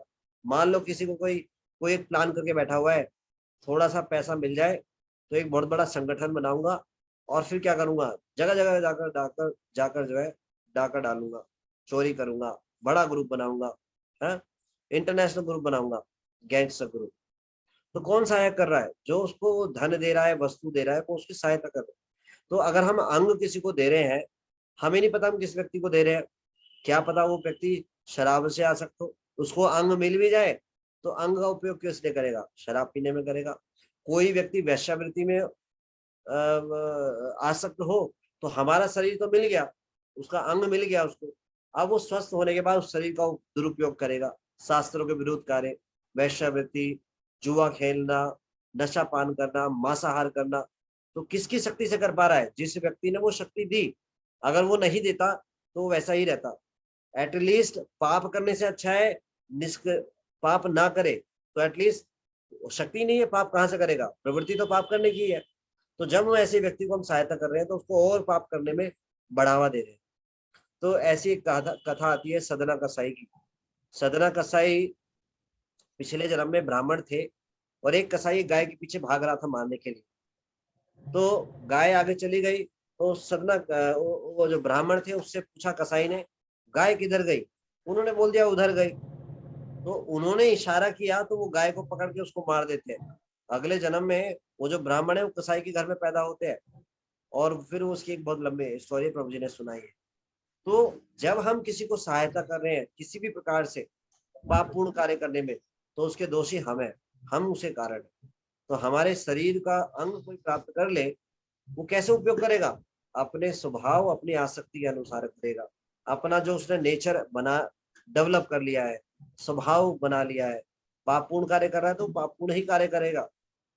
तो ऐसे व्यक्ति को हम प्रेरणा दे रहे हैं, जाओ पापपूर्ण कार्य करो, धन के द्वारा, किसी शक्ति के द्वारा। प्रभु देखो, जो अनजाने में जो प्रभु अनजाने में दिया है, सॉरी इंटरप्ट कर रहा हूँ प्रभु जी, जो अनजाने में दिया है ना, उसका क्या प्रायश्चित है, या उसका कुछ लगता है? मान लो कोई परसेंटेज का कुछ, या मतलब जैसे हमने दिया ब्लड, मान लो वो अच्छे काम कर रहा है या बुरे कर्म कर रहा है, ठीक है, उसका कोई वो सब दोष में मुझे लगेगा, या मतलब किसी को भी लगेगा? अनजाने में जो किया उससे भगवान मुक्त, अनजाने में जो किया उससे भगवान मुक्त कर देते हैं।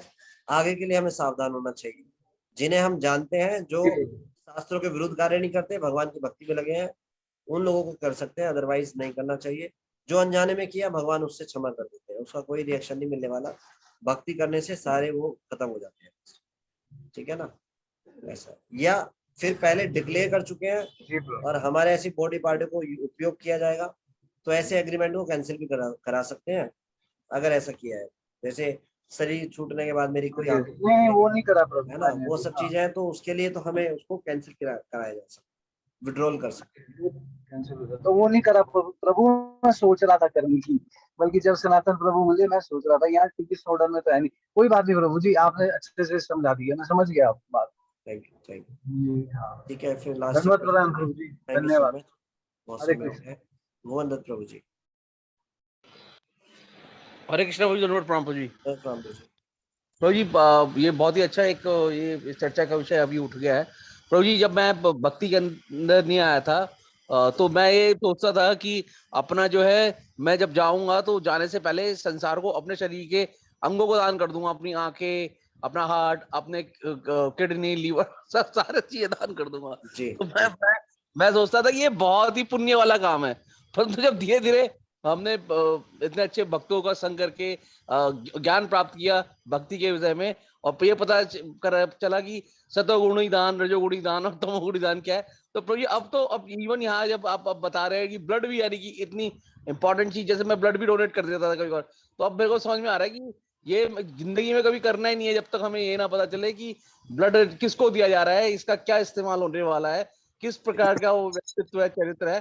तो अब प्रभु जी अब इस तरीके से जो ये मेरे मन में था ना पहले कि ये बॉडी के अंग दान का ऑर्गन डोनेट करने हैं या ब्लड डोनेट करना है, वो प्रभु जी एकदम ही मैनेज्ड हो गया। यानी कि अब ये पता चल गया है भक्तों के साथ रह के कि क्या चीज सतोगुण के अंदर है, क्या रजोगुण के अंदर है और क्या तमोगुण के अंदर है। तो ये भक्ति में आने का प्रभु जी इतना लाभ है, और प्रभुपाद जी ने और अपने द्वारा, अपने डिसाइपल्स के द्वारा, अपने ग्रैंड डिसाइपल्स के द्वारा इतना इम्पोर्टेंट जो है जीवन जीने का जो तरीका बताया ना प्रभु जी, वो एकदम एक्सक्लूसिवली है। यानी कि उसके अंदर हम लोग बोले ना कि सोचे तो हमें पता चलेगा कि हम कहाँ एकदम डार्कनेस के अंदर थे और कहाँ हमें ब्राइटनेस प्रभुपाद जी ने दिखला दी है। यानी कि तो ये बहुत बहुत धन्यवाद। ये भी अच्छा एक आज टॉपिक उठा है। बहुत बहुत धन्यवाद प्रभु जी। Thank you very much. Thank you devotees, आप सब भक्तों का बहुत बहुत धन्यवाद। हरे कृष्णा। हरे कृष्णा प्रभु जी, प्रणाम। Thank Hare you Krishna so much. Thank you. Hare Krishna ji, प्रणाम। प्रभु जी, दंडवत हरे कृष्णा प्रभु जी, दंडवत हरे कृष्णा प्रभु जी दंडवत प्रणाम। हरे कृष्णा प्रभु जी, प्रभु जी, दंडवत दंडवत प्रणाम। प्रभु जी। हरे कृष्णा प्रभु जी, दंडवत प्रणाम प्रभु जी। हरे कृष्णा।